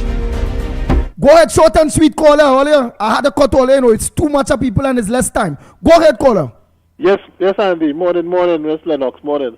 My main concern with the budget is food prices. I really want to see what items and a list of the food items which are they going to take VAT off of. As I already say, right now, most of the food items, the everyday food items people eat, do not have VAT, right? They don't have VAT. Even the thing that he called out there, the cucumber, them thing, don't have VAT on it already, right? So I would like to see the list. Well, I'm waiting for the agriculture minister. Well, he will go into that probably when he doing his debate on the list of food items that they will be taking VAT off of, right? And another thing. One more thing, right? Go ahead. Yeah, one more thing to go. The gas price. Now, the gas price just by $1, which right now I am saving between $45 to $50 on a full tank, right? Because I live in the east, I come to work in the west. That full tank does take me a week, right? Which is $250. It'll take me a week to use that. So I save in $50 a week. Now that same $50 I saving will be going into the new NIS from next year, with reason that $50 going towards that new NIS payment, because I pay over $300 and something a month, so that's going. I think they say going between that to $500. I don't know the exact thing until the full listing come out, the new list come out. So my savings on the gas going towards that. So that is balancing off the act there. So I really gain nothing yet. Another thing with the food. I was listening to Mr. Tanku when he said boycott. Well, he didn't say boycott the businesses. He said shop wisely, because he knows that these businesses are going to raise, and I think that is a wise thing. He said these businesses going to raise their prices because of the new taxes and whatever they get, the additional current and whatever. So people, as he said, think wise, shop around when you're going and doing your shopping, you're making the groceries, you're buying anything, shop around. And people who go grocery to grocery and think now, you go online who computer literate, or they go online, most businesses put out their prices online. Check out all the prices before they just go helter-skelter all over. Until Christmas come in, the workers looking forward to the back pay, which is a very good thing. We're looking forward to our back pay. So we know Christmas will come nice this year for the business people. And with all that, and the people going at, they will still raise prices because they know they get people getting at 10%. You know that how it is going. They know people going to get, they're going to try to get our back pay before Christmas thing. Prices going up because public servants get money, so people shop wisely, don't spend out all their money. Right, we don't know if they'll get the back pay, right? Because the papers say here, PSA wants the 10% increase by Christmas. So if they get a wish and they get it for Christmas, better the business people will smile more because there are more people have more money to spend for this Christmas. But people think wise, save all the money too, right? That's all I have to say about the food prices, Andy. I want to really see what the food prices. I could really save some money now in food. All right, thank you very much. Next caller. Only have to make it short and sweet. Remember, we're finishing by 9 o'clock now. Lennox, before I continue here, just two things here in the papers while we organize to take the other calls. See, well, right, the one day back pay by Christmas. What's your thoughts on that? Besides that, government to block sale of Trend City Mall. Remember, we always talk about Clico assets. It was the former government and them all fast selling cheap, piper price. And then we see what going with One Roadbook Place and Manning Son and all those kind of things. So what's your thoughts on those two things? I saw something briefly. I didn't focus on it, but I saw something where there is some legal action that is being pursued with respect to my interpretation, the fire sailing or selling of Clico's assets. I think that is a very good development. With respect, of course, to the former, meaning the PSA, immediately when the budget announcement was made with respect to instructing the chief personnel officer to negotiate, to begin open negotiations with 10% with the public sector trade unions, PSA did indicate, generate a salvo to the chief personnel officer indicating in a letter that they are ready and willing and able to, of course, engage. So one expects that will be rapidly concluded, and I think it is fair for the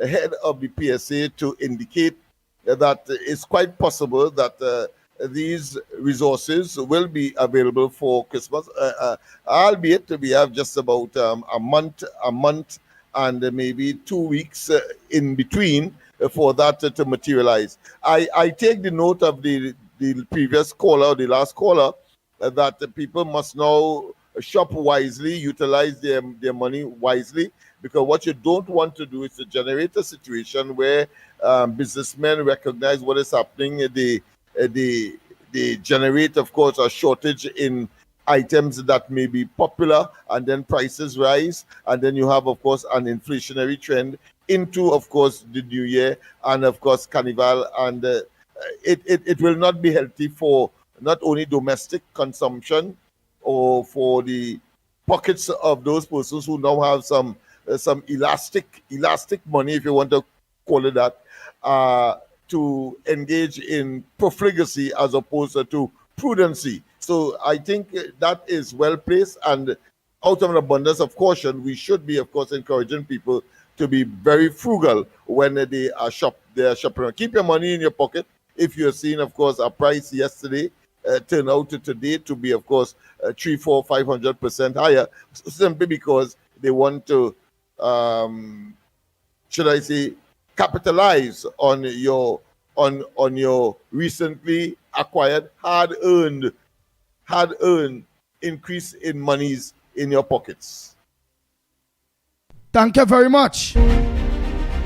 You just touch on that, but you ain't touch on the Trend City Mall.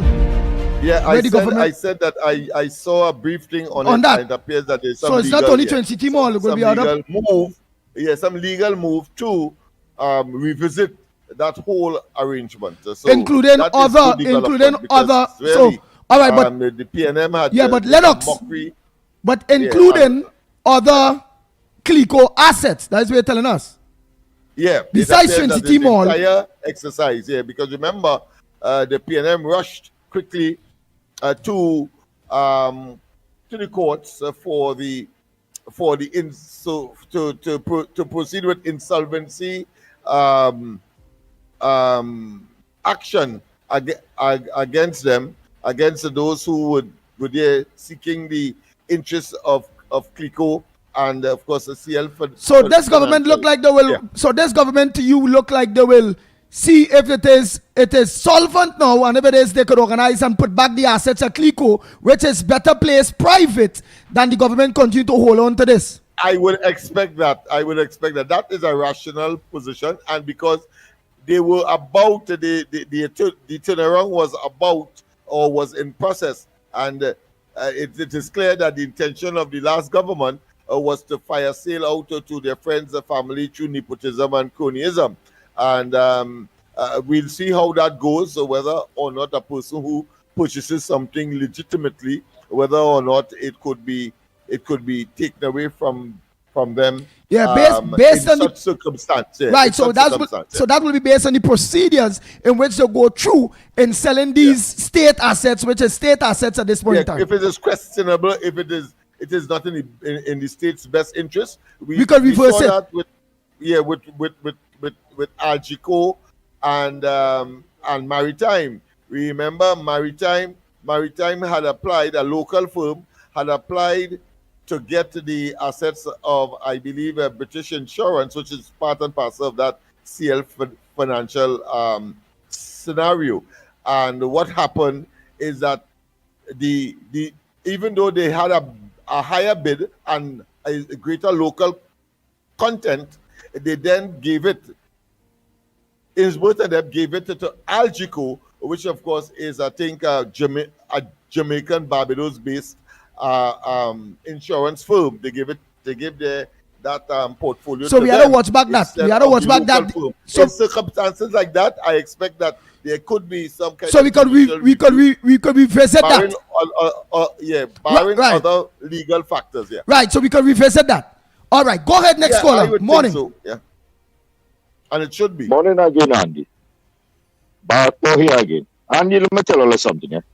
You see, it have people in this country, they just can't understand betterment.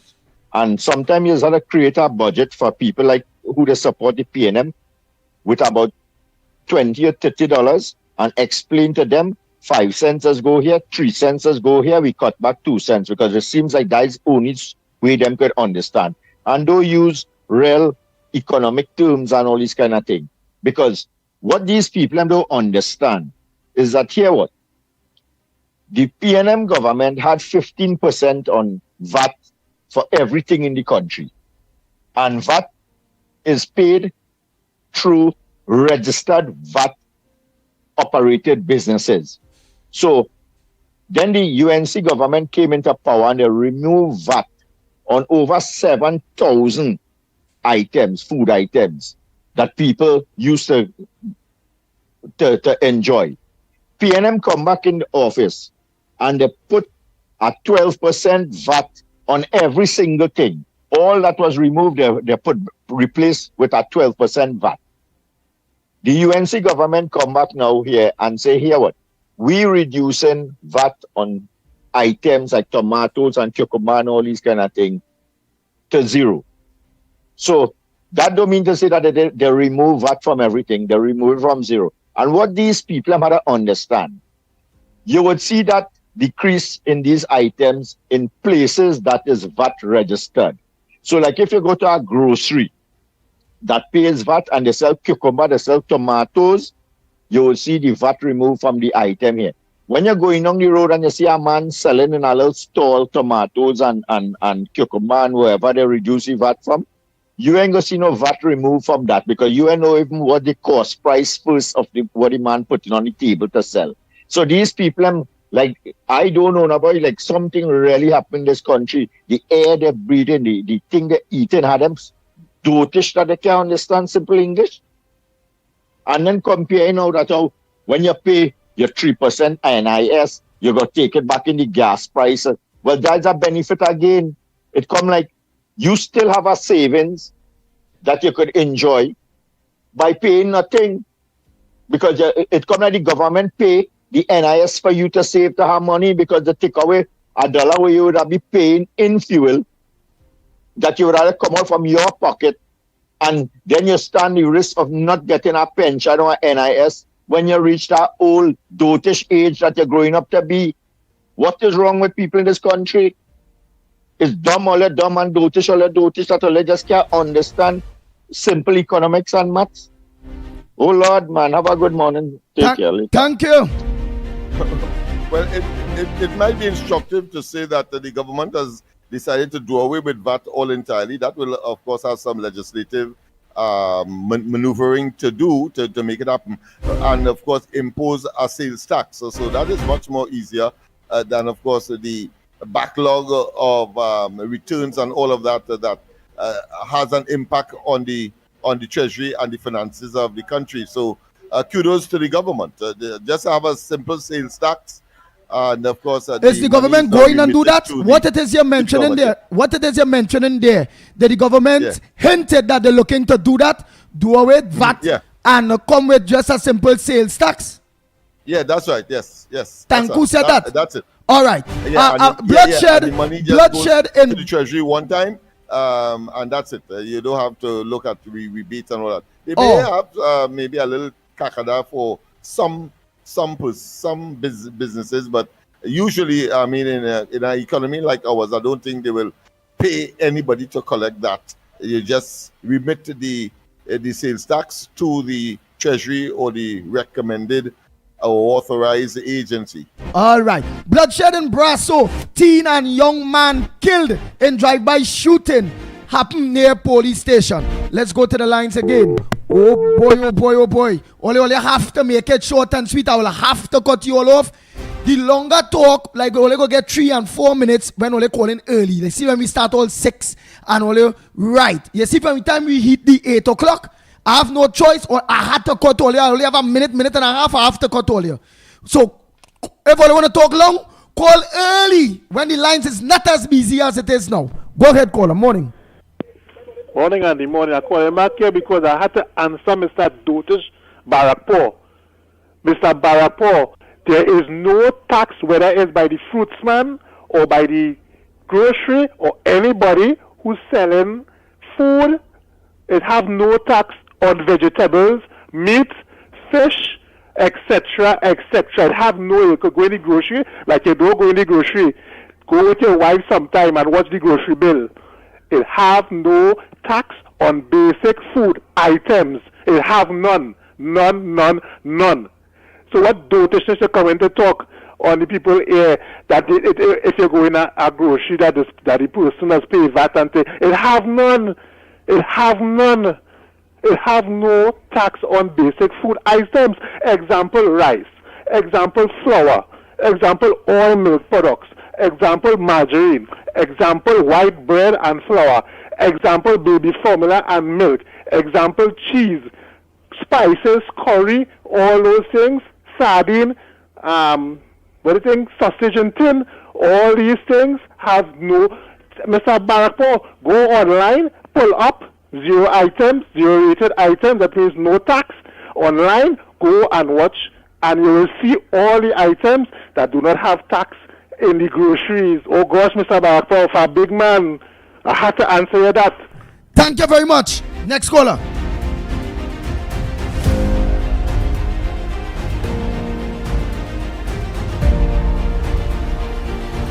Morning, Andy, Lennox, Mickie, newbie, and to everybody out there again.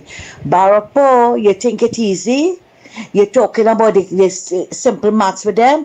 Imagine the spread out there now, the PNM propaganda machine out there now, is that the 10% they get in is really only 1%, because after they take out the 3 plus 6 percent for the national insurance, is only 1% they get in. Somebody make that make sense to me now. And that is what they're fooling the people with. Oh, come on, man. PNMites only have a brain. Stop letting them fool all you. Stop letting them, the PNMites fool all you. Use it. And to the one who talking about he want to see the list, and there's some of the items that they call already, no VAT. I want to know if he have proof that he didn't have VAT on it, if he feeling it in his pocket, with all the no VAT thing that he say he's seeing. I tell you, I don't know where some of these PNMIs just come out from, you know. Marvin Gonzalez really said, the propagandists of the PNM will be in every nook and cranny. And Papa God, we seeing it in every nook and cranny where they go about. Thanks a lot, Andy.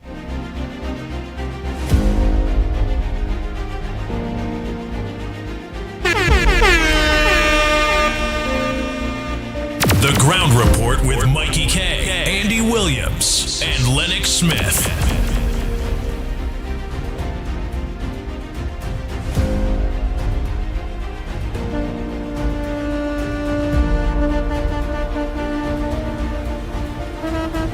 Bang, bang, bang.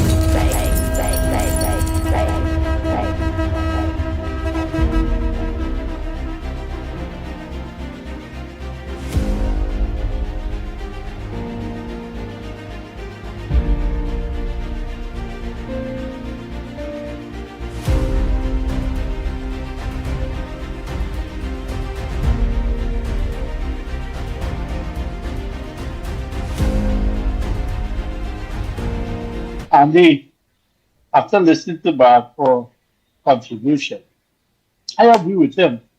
But he missed out one thing. He missed out one thing that is the biggest growth of the PNM. The thing that go huge in the PNM minister is the wealth, the bank account. That grew humongous, huge growth. But wasn't benefiting the people, but was benefiting them. So you see, when you say you grow secret, they grow crime, bad roads, don't forget the bank account of the PNM minister grew huge. The wealth grew really, really huge, humongous for the wealth. Morning again, Andy. Morning. Good topic, good topic. Pipeline. Before divers in the pipeline. Andy, let me stress on this. Trinidad Tobago. Let's say that we want to know who gave the order to leave these people in the pipeline. We want to know. Please, don't let us escape. We want to know who gave this person this instruction to leave these people in the pipeline to die. That is murder. Okay? This is not funny. And this is, don't take this lightly. Right? We want to know who will give the instruction. That person have to hold accountable. Hang them. Morning, sweetie. Good morning to you. Good morning to you. Send out a birthday greetings, my daughter today's Candice's birthday. I do that yesterday.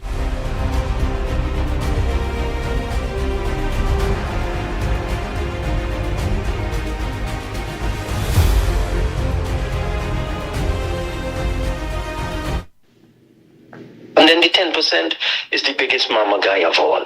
Because I went and I looked at the statements made by the president of the PSA, the new one, not the previous one. And it was clear that the promise that the UNC gave to them and the promise that the PSA leadership gave to its membership was that 10% was for the first 3 years, 2014 to 2016. It's in black and white, in speeches, in documents, and so on. We offered 4% for the first 3 and 5% for the second 3, 9%. So all they've done is taken 9% and sent it to 10%. They've done nothing. They've just mama guide all the workers. That is a fraud. That is deception of the highest. Okay. That is a fraud. That is a deception to the highest. Oh Lord, somebody them trying to play for a fool, you know. Yeah, somebody them trying to play for a fool. Listen to this video. Only listen to this video and tell me who trying to take us for fools. Let me hold up page 2 so you can see it clearly for the period 27.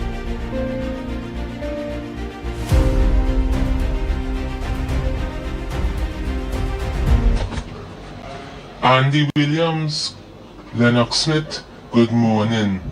I want to say hello, good morning to the Ground Report listeners like Mother Bernie, Anderson Williams and Miss Woodbrook. I want to commend them for their excellent contributions as usual. Andy Williams, I want to start off by saying, whoever it is advising Kamala Persad-Bissessar to close down CPEP, people saying that it is alleged that it is Barry Padarat, I do not know.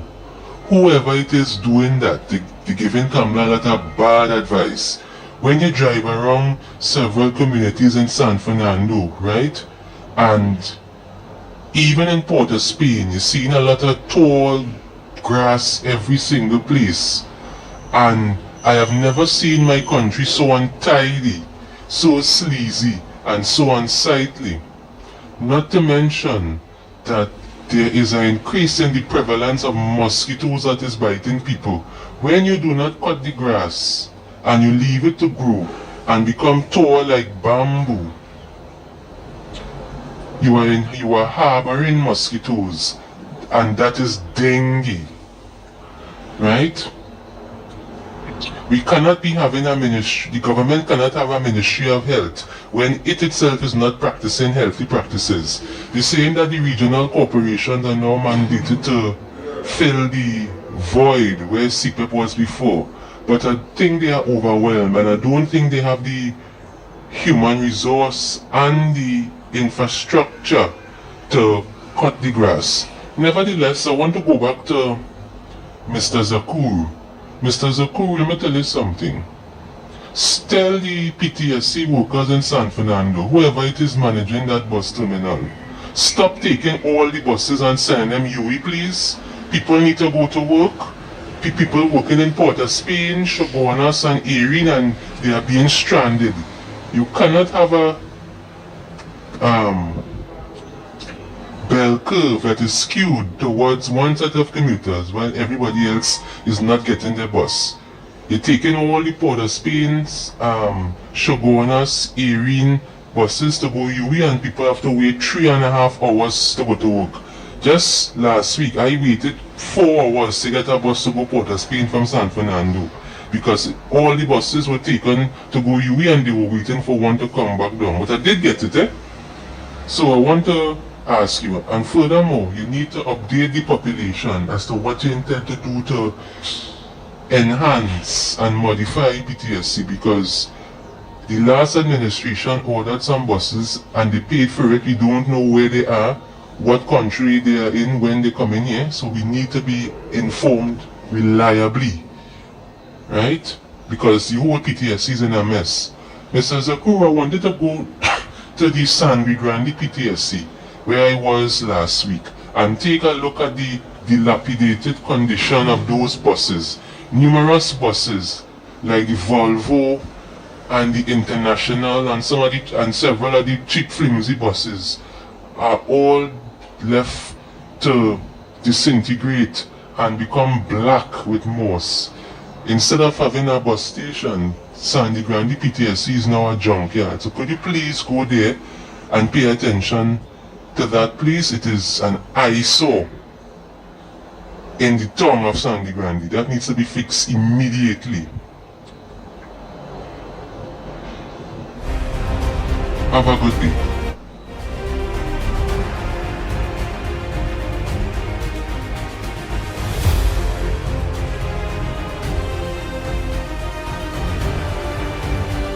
Oh boy, time check. It's at 8:30.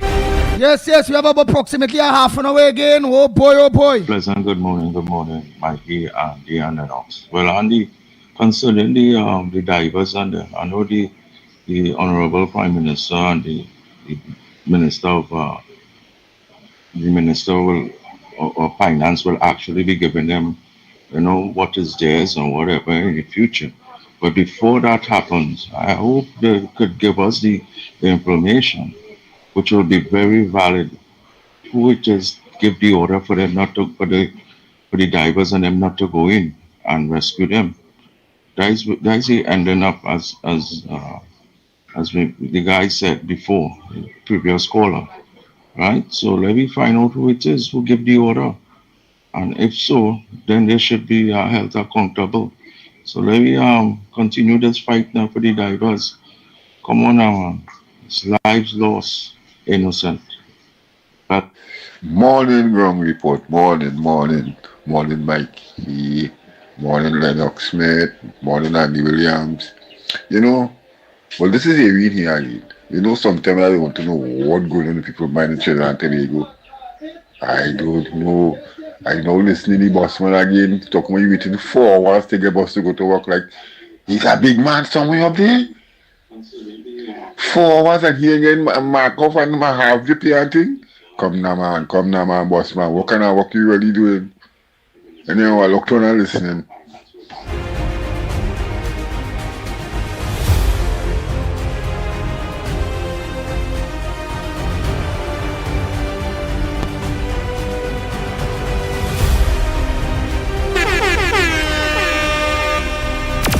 Report with Mickie K, Andy Williams, and Lennox Smith. Bang, bang, bang, bang, bang, bang, bang, bang.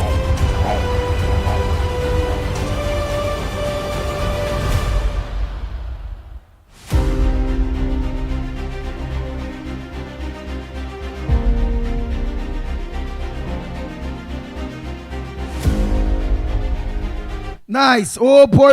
Let me organize and just hail back some people. Yeah, boy. Yeah. I've often wondered that maybe this is a good time than it is on any other time or at any other time. Busman, we have been around for some time, all of the last administration, but I often wonder whether or not he had the same complaint or no complaint when the PNM was in office. So we, as I say, he has chosen this platform to have this incessant, of course, complaint about the bus service in the country, PTSC in particular. So my inquiry or my concern, I'm sure that he is listening, whether or not he had similar, but what was absorbing it in silence, or is it that he was talking to another public platform, making these incessant, of course, complaint about but just for our information. Because, of course, we want to make sure that the integrity of what he is saying reach the standard, and there is no ulterior motive, that is very suspicious but when somebody comes on this program and using it to treat with that matter. And, of course, we don't have a history, we don't have a antecedent as to where it has come from, or there's no history that he was complaining when another administration was in place. I just want to, for clarification and for our information.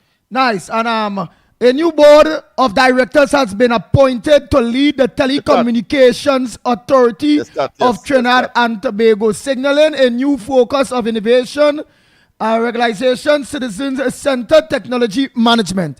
What do you say about that? Yeah. So that always letter. The Minister of Public Administration and Digital Technology. Yes, of course, he announced the board, and I expect that there will be good things and new things because they're talking about a digital platform focus, which I think is something that ought to have been a focus a long time ago. Rather than, of course, the traditional and the dominance of a traditional media in the fourth estate agenda that is critical for democratization of Trinidad and Tobago in a real sense.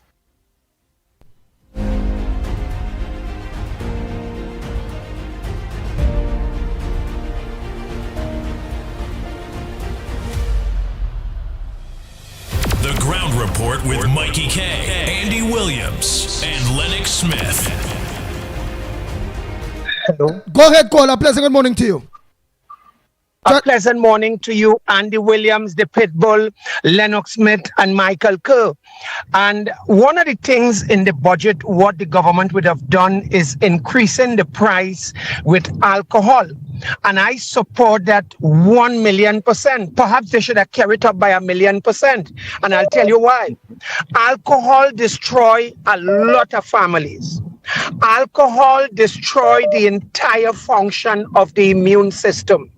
And any right-thinking citizen that care about their family will support that. Andy, let me repeat again, alcohol destroys a lot of family lives. And what the Honorable Prime Minister is doing there is to tell a citizen here what is happening. You are already complaining things is hard. You say you don't have no money, but as you get your money, you take it and you go by the bar. Sometimes you come home drunk. You don't know where your money is. Sometimes you draw out your whole pay package. And the old miscreants and these women and them, some of them, they take all your money. And I'm saying I love where the Honorable Prime Minister is going. But one thing I must say, Andy, again, when you look at the banking system, because I remember sometime last year, you had a couple issues and a lot of people you would have interviewed where the bank was really advantaging poor people. The bank take your money and they invest it all abroad. And every quarter, they're so bold to come and tell you, look at the profit they got from the proceed of the poor and vulnerable. So I am saying where the bank have to now pay, and especially insurance company, I am saying they need to give back to the economy. So in all and all, I will repeat, it's a people-centered, people-driven budget. This budget, the plight, what the Prime Minister is really doing for the poor and vulnerable. And of course, when the Honorable Prime Minister go into details and into specifics, you will see where the budget is really for poor people. As she said that all now, instead of URP and CPEP. Thank you very much, Andy. The Ground Report with Mikey K, Andy Williams, and Lennox Smith. Don't forget we're playing for time. I'm just trying to make sure we get everybody in who already called and made a contribution. Please leave space for others to give their contribution, please. You all could always fall in when calls slow down. Some of you already made one contribution, 2, 3 contributions already. Go ahead, caller. Blessed morning, Andy. Blessed morning, Lennox. What I put together budget. Oh, Tabas, I hear you coming out by. Andy, I hear the Honorable Prime Minister go say more about that European CPEP. So we go wait and see because you're looking to make more sustainable jobs. And about I think before the Christmas, people will get back to their work and the nation will be clean again. But that boss man is. About driver, a boss man take we while fall about you complain about bus. For the last 9 years I traveled and the bus and them packed. They send some small bus and the people in the bus like sardine. And the early years in the P&M, Ronan said to go and buy 200 and something bus. But them buses and them only having a problem with everything. And we just read out our budget. That's 6 months we are a budget to read out. So things will get better. Bossman will get boss. And they look to and listen to the end of the program. We look up for you next hour, Andy. I hear you, my friend.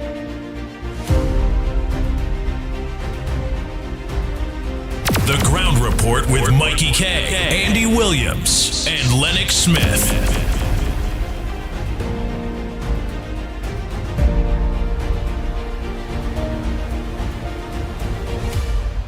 Nice. Lennox, some other topic while organizing just to put together the rest of voice notes. Oh yeah, quite a lot. Of course, I take the point about a levy on the assets of commercial banks and insurance companies, not the smaller ones. Those that are large, of course, are just about 0.25%. But did the government say not the smaller ones? But the government did they say not the smaller ones, but the large ones? Because I just want to make sure we bring in the message proper. I got that impression because you don't want to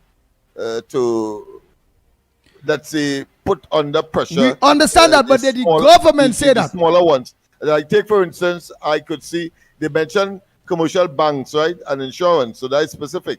So institutions such as credit unions, for example, it appears that they have been spared now from what was said. Of course, I wait to get the details from the debate itself when, of course, these things will be fleshed out. But that is the impression I got. All right. Just as how rentals, owners of buildings who have, of course, people renting. Yeah. They say that churches and NGOs and civil society organizations will be exempted from that kind of thing. Schools, etc., will be exempted. So again, you see the balancing act that the government and the thing about it is very distinct. Hold 1 minute, then. Those options were available to the PNM all the time, but yet still they were brutal and they were with brute force, and because they have the power, they would just implement these things willy-nilly, helter-skelter, without, of course, any kind of consideration for the humane and the loss of let's say human dignity and pride in such a scenario. Right. They just impose it on you. Hold 1 minute. Go ahead, caller. Yeah. Go ahead. I will give an example in a while. Go ahead. Andy, hear this now. You know what amazed me with this budget, boy? Well, not really the budget, but how come they already say to have PNMites in all over? How come this is the first budget I ever see? That's not the background. Yeah, this is the first budget I see that before the minister could even start to read the budget, it was leaked on social media, So everybody saw everything that the minister was going to say before he even said it, this is the first budget I ever see that. How all these government papers, how all these government things just leaking. They really have to get into all these ministries and check out who they're giving some of the responsibilities to with these things. How about budget? Before the minister could even read the budget, it was leaked in social media. I find they need to get into these and deal with these things very seriously. If it's breaking some kind of law, if they're doing something, I know they do it anonymous or whatever, but they had to investigate this AI new ministry. Had to get in and what's called it, cyber crime, because I don't think this is wise to be leaking all these confidential things before it come out into the public. Too much papers and stuff coming out in the public before the government even say, look at how they deemed the date for the budget come out before they announce it. So I think that they ought to plug some of these leaks by Andy, but they ought to plug up some of these leaks on them and watch these people who they giving certain papers to certain confidential information to, but let them look into that, right? And now remember, I was supposed to tell you that earlier. All right, then, Andy, enjoy the day. Next caller.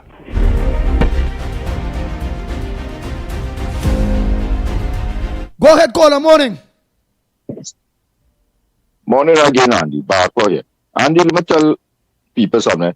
It's better that you had transparency. If everything had a leak late comment, and no secret with this government. Like delivery options, press 5. Oh boy, just now, Oh, right. Yeah. And shop where they pay VAT, you would see that how in your receipt you'll see a subtotal, and then you would see VAT 12%, and then you'll see the total that you'll be paying at the cash register when you take out your money and thing. You won't see tomatoes $4, 12% VAT equal that. Rice $3, 12% VAT equal that. You're going to see the price of the items, and then you will see a subtotal. You will see 12% VAT, and then you're going to pay the amount of money. If they reduce the prices on the VAT on the items, the grocery that you're going to, they would have to make the adjustment. You'll see a label on the item and say tomatoes, they might put was $4 a pound, now it's $2.50 or $3 a pound, no VAT included. And that's how the thing is operate. So gosh, boy, when we go have sense, boy, and let me tell you something, you see this misleading people, we like to listen to dotishness from Imbert and them. UNC, the partnership, settled negotiation with the PSA till 2014. They leave office 2015. Imbert and PNM never made any negotiation to increase the salary because he coming and talking that how we offer them from 2014, 4% for the 3 years, and then the next 3 years, 5% for the That you talking about 6 years, they didn't give the people them no increase in the salary, no negotiation wasn't done. We in 2025, you feel with the inflation and how they care up the standard of living for since 2015 to 2025, the same salary that the public servants was working for, you feel that 9% or the 4% could have compensate for the cost of living and the inflation that took place. Now you have a government coming and offering you one to negotiate for that whole period for 10%, and then they're going to start to negotiate to bring up back the negotiation so it can be current. And these way these people can understand that what more you need to explain to these people. But like I say, there are people who say that they would prefer to suffer under the PNM than to prosper with a UNC government. Thank you very much. Oh boy, Lord, boy, you get through with about 4 or 5 calls. There are many other people. Go ahead, caller. I don't have time to sit around thinking about all the people who don't like me. I realize that every day is a gift from God, and my time is too valuable. It trying to please everybody. No. Next caller, hold on after this call here. Hold on. Is going to like me, and not everybody is going to understand me. You don't have to try to explain yourself. Don't spend time trying to win over your critics. Just run your own race. I start every morning searching my own heart. I make sure, to the best of my ability, that I am doing what I believe God wants me to do. As I follow the scripture, and I feel in my own heart that my life is on course, that's all that matters. I can't afford to let critics and negative voices distract me. I neither can you. Thank you, caller. Next one, morning. Pleasant good morning, Andy and Brown. Go ahead, Miss Ann Brown. Director and all on the live stream. Special shout out to Mother Bernie over in the Sister Isle. Mother Bernie, I want to say to you this morning, what an awesome God we serve and how the power of prayer changes things. Tomorrow I will give my presentation about the budget, but a quick reminder, public service announcement. Trinidad and Tobago Police Service Northern Division Town Hall meeting takes place today at the Brazil Secondary School, Arena Road, Brazil. Today, Wednesday the 15th, October 2025. Time, 6 p.m. Please come out and support and let your concerns be heard. Thank you, gentlemen, and have a blessed day.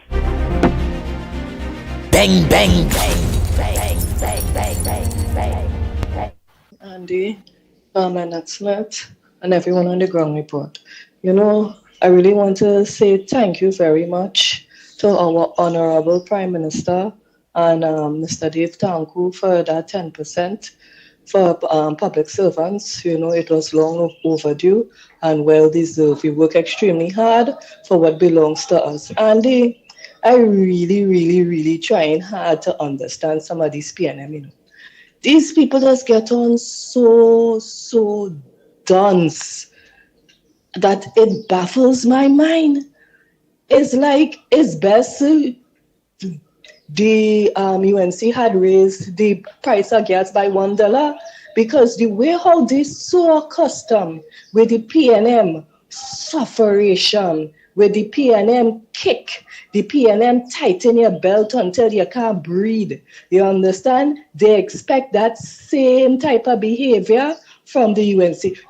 You know, it's like being in an abusive relationship, like they're suffering from this thing called what? Stockholm Syndrome.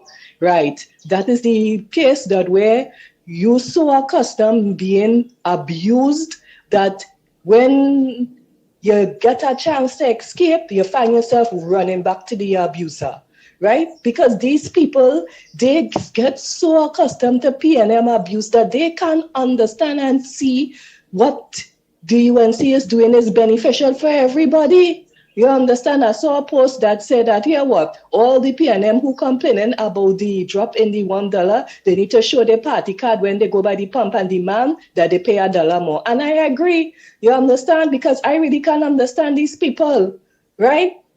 And somebody talking about that the price that they're saving with that $1, they will pay for it with the rent. At the end of the day, it will mean competitiveness. If it is the landlord raise your rent, then move out and go somewhere else. It will have people who will keep their price at a reasonable rate, and that will increase competitiveness. What is all your problem? You watch now, and they really can please some people. You know, you really, really, really can please some people. And I am convinced now that these PNM people are suffering from Stockholm syndrome, right? They can't get over the abuse, and right now they would have preferred to have a budget that was stifling them rather than one that given them a little wriggle room to breathe. Andy, you all have a blessed and productive day. And I want to say a special hello and good morning again to my lovely Prime Minister. Stay sweet, stay blessed. We love the UNC, UNC forever. When the UNC win, everybody wins. Morning, everybody. Here, real quick one. That caller who everybody else accused of being a PNM, including myself, he just said something there about the leaking. And, it demonstrates that, the guy is probably not. And even if he was, so be it. But that thing about the leaking, what this government needs to realize very quickly, just like the government in the United States of America, is that you have a deep state to deal with. In the US, the deep state is captured by the left and the media, right? In Trinidad, the deep state is also captured by the left, meaning the PNM and the media as well. And what those two entities are going to do, meaning every public servant and the media, are going to make it hell on earth for you to implement what you have read out in your budget. And the government is going to have to take a hard line to be able to not let that happen. Because what they're going to do is to frustrate the system to the point where deliverables don't come true.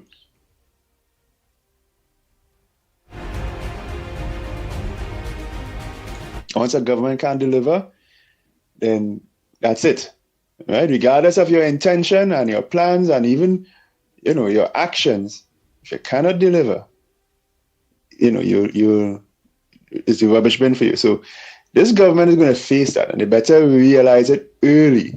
However you treated it is up to you.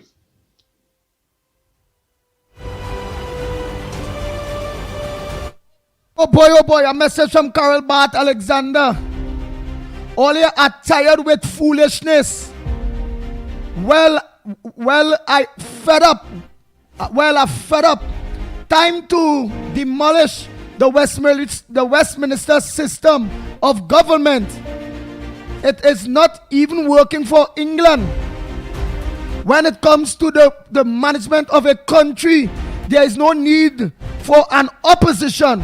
What we need is a Senate charged with oversight,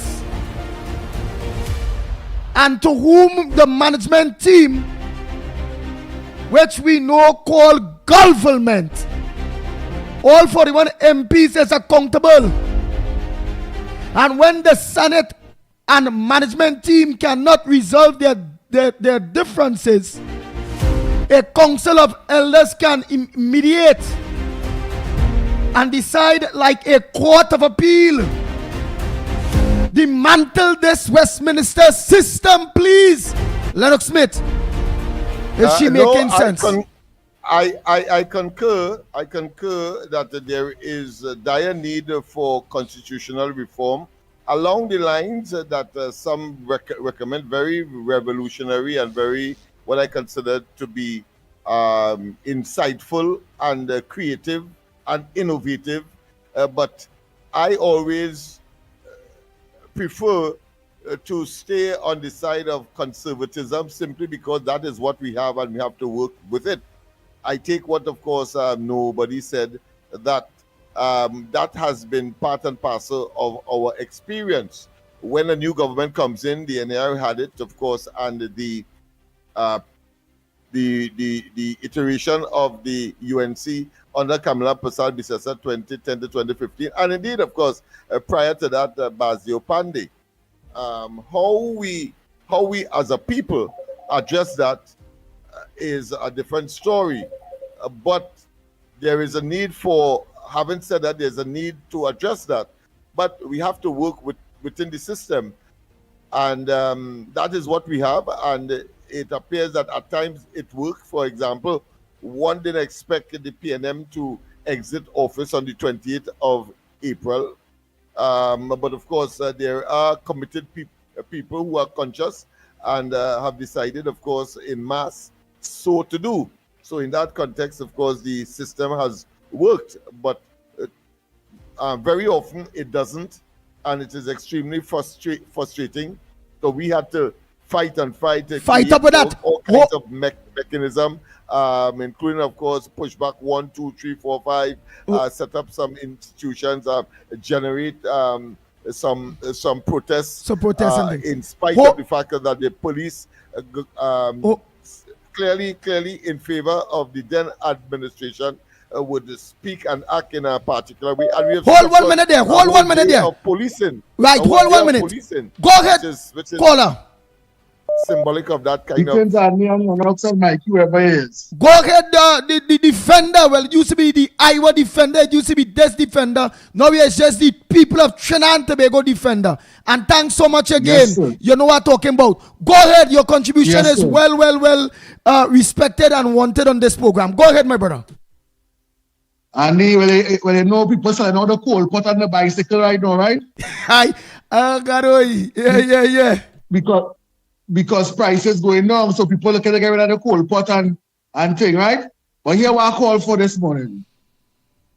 I want to thank the Commissioner of Police this morning for initiating the probe into the CLICO assets. I want to thank him really from the bottom of my heart this morning, because these people was looting out our country. They was spranging out. Remember, use a better word. They was spranging out our country. So I realize the time late, so I won't stay too long on the phone. So I want to thank the Commissioner of Police this morning. Hello? Yeah, you want to thank the police commissioner. Yeah, we hear you. Yes, yeah. I know the time close now, so I won't stay too long. All right, thank you. Later. Yeah. Okay. The incident that I spoke of, that I told you I will want to share, and now we have about 2 minutes or so, is the fact that under the PNM, every time a budget is to be read, people will line up in the gas stations, making sure that, of course, the old stock of gas is totally consumed under the old price, because they anticipate that there will be higher gasoline prices. What we saw on this occasion is ironically the opposite, even though, of course, it wasn't spread across all of the types of fuel, but certainly what has happened is that the consumer waiting didn't go and line up, and when they did go to fill their tank, they end up paying less. Of course, these gas station owners, they are complaining they got a hit, because I'm sure they were sharpening their chops and waiting with their old stock to see whether or not gas price will rise, and therefore generate a windfall for them. But no, the government, of course, reversed it on them, and I see they're complaining now, the gas station owners. I don't know what could be done for them, because they will have to sell the old stock at $1 less in terms of the super. Did you observe that, Andy? Andy? Yeah. So hold on, Lennox. Hold on. We have a next call. Very interesting. Go ahead, caller. Pleasant good morning to you. Calling from what's your contribution on the Gong Report this morning? Go ahead, caller. Go ahead. Hello? Yes, go ahead. You are live. Go ahead. Good morning, Trinidad and Tobago. Yes, man. The man Malcolm X. Go ahead, Malcolm X. Good morning, Lennox. Good morning, Mickie K. Andy. Morning. If it's no other time, Andy, Lennox, and Mickie, the Ground Report. You see the Ground Report? That program that all you give a name, I don't know if all you're conscious of the name or you're calling the Ground Report. Let me tell all you something now. People missing that program live in the sense who in hearing all you on the radio, who in hearing all you on TV. Is plenty people concerned with going on because they're hearing all kind of other things. PNM, oh God, well, them have all the program. I mean to say they're in opposition, but they're hitting hard. All you wouldn't believe. I get about 19 to 18 calls yesterday after the budget with people cussing me and telling me, look at what you do, Malcolm X, boy. You have a name as a hero and you sell out your people. You ain't see the budget talking about money still for Caroni. Land for Caroni. Everything still for Caroni since in George Chambers' days. Caroni bleeding the treasury and oh God, look at where all you're doing, black people. CPEP closed down. URP closed down. AGC sending home people. Check the people where they're sending home. Malcolm X, boy, all your wicked boy to vote this government. But let me tell you something. Jump high, jump low. Some of the measures in the budget is beautiful. Some of the things the Prime Minister doing is beautiful. But how it is, they could run and hold the Minister of Housing with something when he was in opposition. He free. They ain't holding he free. But now we come minister, they hold him and they're making a big issue. The race card wouldn't stop. But what I am saying, Andy, and especially Mickie K and Lennox, because Lennox is a Lavante man, and people actually want to say that all you sell out, all you this, because look at who benefiting after the 1%. Now it come the East Indian and nothing for the African Trinidadian. But one thing I will say, African Trinidadians, all you have to wake up. All you have to get conscious. Forget the partying, forget the weed smoking, forget the liming, and make the sacrifice for the future. The Indian children is we benefiting from the grandparents. We grandparents and them was partying, drinking, and running all kind of wildlife. So who we have to blame? And the little educated ones and conscious ones, the same African is who fighting. We killing out ourselves. Look at what we doing. We killing out ourselves by the dozens. All you watch that we're going on every race in this country. Look at how they're striving. And look at what we doing. We going down. We tiffing one another. The little black boy be pulling a little bull with the car. All you taking the car. All you watch what we doing. Watch what we doing to we self. And watch where everybody. So why all you criticizing the Indians, the Chinese, and the 1%? It's something we should learn. It's something I'm begging my brothers and sisters to learn. We could sacrifice it as I sacrificed as a young fella. I went to El Chico Islamic. I come out without any education. I never insulted common entrance. But the elderly people I was around educate me and they teach me, put aside something for the rainy days. I used to clean dustbin. Ask anybody in Maloney but Malcolm X. I work hard and I sacrifice, and it's my own black people will fight you down and find you shouldn't have this and you shouldn't have that. So when we watching at Caroni, and it's true, we have to find out who really planned the cane, Lennox. Because African people saying African planned the cane and the East Indians cut the cane and the Africans in no land. Right? But you know Lavante people, Lennox, we wanted to go in tongue close to tongue. We didn't want to uplift. I ain't criticizing the people, and the few are we who actually uplift ourselves. It's the same people fighting we down and looking to rob we and killing we grandchildren and we children. So Trinidad and Tobago, I am saying the government knew Let we watch and see. I mean, the man who representing nurses, all the time they wasn't talking. Police didn't know they had back pay to get. The prison didn't know all where they wanted. For 9 years, everybody was quiet. All of a sudden, everybody know in both and them mismanaging money, corruption was to the highest. Corruption was to the highest. All them big building we build. How much who get award? Who get kickback? Who get brown bag? I don't want to be too long, but it kind of frustrated to hear my people talking about the Carney people, and then when the government doing things, look, they're saying Carney workers go get money before daily paid workers get money, right? Then the housing, I hear, well, me know where they're planning. The little African boy in HDC, he contract after 13 years.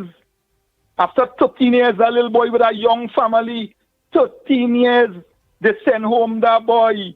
And that fella working hard. And the people who know about when Foster Cummins come in and collect the 2 million every month, and the small little contractors were driving van and have little bush cutting and little canal cleaning, all you're owing them for 14 months, 3 months, 8 months, for little $10,000 and little $9,000, all you can't pay them. But Foster Cummins' wife and daughter, every month they was getting the check, and the people who doing that still there. They're still there. The P&M people who were seeking the corruption interest still there, and the little young boy who have a family with 13 years service on contract. Instead, all you make him permanent, all you send him home. Trinidad and Tobago boy, God in sleeping, you know. Lennox, Andy and Mickie K. Malcolm X will talk as what I see and what I love about the ground report.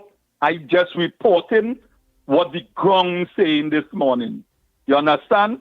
Because only when UNC in power, they lock up Dan Raj, you hear the whole Pandey, you hear the whole this one, and Arawi, Stuart Young's stepdaughter, all the rest of things, Mona's Island drugs, all these things we're going on. Who get hold? The money where they can't come for in city corporation, where they send the woman on holidays. The Lavanti, Sour Lavanti Corporation, the people where they transfer for monies where they can't account for. Who gain hold? Who gain hold? It's time for we to start to lock up people, and I say hang corrupted people, because they're just recycling and how we children and them suffering and balling. And the thanks, and all who have ears will hear, all who have eyes will see. But I'm begging my black brothers and sisters, all you wake up, stop criticizing, stop fighting and killing yourself, and let we start to sacrifice. Let we start to know 10 days in all, URP in all. Just as how the doubles man is a millionaire, bacon buljo, cow heel soup, and Palau could be millionaires and Kalalu too. All you have a blessed day, man.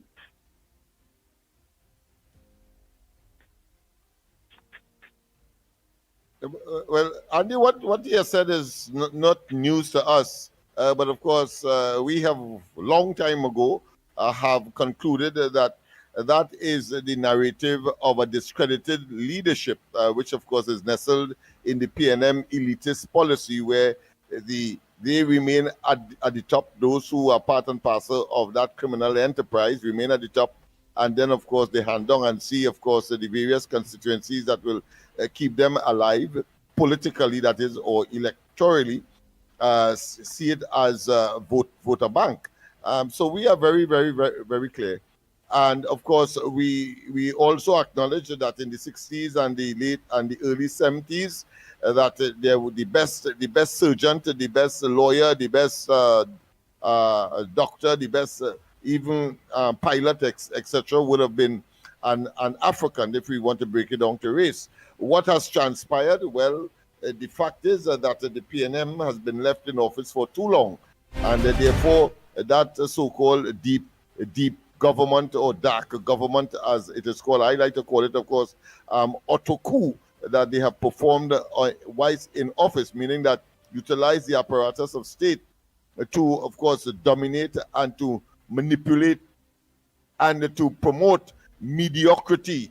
Because that is what the PNM has done, and people believe that their pride and their dignity and their sense of worth has been so tarnished and degraded and downgraded that they believe they have to depend on the state in order to move forward, and therefore these make work programs give the illusion that somehow they are entitled, but that in itself has evolved into a situation where the extension of the criminal entity or the criminal enterprise have infiltrated that and all. So therefore, when you think that you are really helping these persons who may be wanting to put food on the table, especially, of course, the women with plenty children, the men, of course, being delinquent, what we have seen is an ecology where certain elements take it over. They get to 10,000, 20,000 every time there is a payday, whilst, of course, the people wallow in poverty. All of those are paradigm shifts that has to be addressed. Paradigm shift in the sense that we have to move away from that and understand that we as a people must evolve a kind of leadership that will make the people understand, just as Malcolm X's, of course, consciousness has brought him to say what he is saying. We have to translate that to our people as well, whether it be, of course, East Port of Spain, Lavatil, Beetham, etc., so they understand. What is going to happen is that the leadership of the PNM continues, of course, to keep the people in psychological paradigm paralysis, and it will make our job even more difficult because they cannot see beyond their noses, because the PNM leadership that has been discredited for a very long time will not allow them, or not put another way, will not allow us to make them see the light. But in the fullness of time and with determination and, of course, commitment, I am sure at the end of the day, the people will see their worth, and therefore they will, of course, evolve and extricate themselves from the exploitative relationship that the PNM has handed down over the years to the people in East Port of Spain, Lavatil, and of course along the East-West corridor as we have had. It will be a challenge. It will be difficult, but it cannot continue like that if our people is to evolve. I'm talking here the African community, particularly along the East-West corridor. We do that every day, every 5 o'clock, for example, from since yesterday. We talk about it in a very casual and very, what I consider be hospitable and a very friendly atmosphere. We drink, we eat, and so on, and we talk about the budget, for example. That is the kind of direction we know and the vision we now have to embrace. Lennox, have to go, boy. I had to we go. were at the top of I had to go. The everything appointment at one calling me point right in time. now. But I had to go. the fact is that Thanks here so is the much, Trinidad reality. and Tobago. I had to go, boy. The appointment calling me. I had to go. Oh, It's you had to done, go. Sorry about 14 minutes I thought past you were- 9 o'clock. Oh, boy. Yes, Trinidad and yes, all Tobago. right, okay. Don't So forget we'll talk tonight, tomorrow. We'll talk Corridor tomorrow. Transformation. Yours truly, Lennox Smith. Until tomorrow morning, please, God, same time, same place. Yours truly, the Pitbull of Radio, on behalf of the Gong Report team. We are out of here. Oh, boy, oh, boy, oh, boy. Yes, indeed. Quite a lot. Bang, bang, bang, bang, bang, bang, bang, bang. The Ground Report with Mickie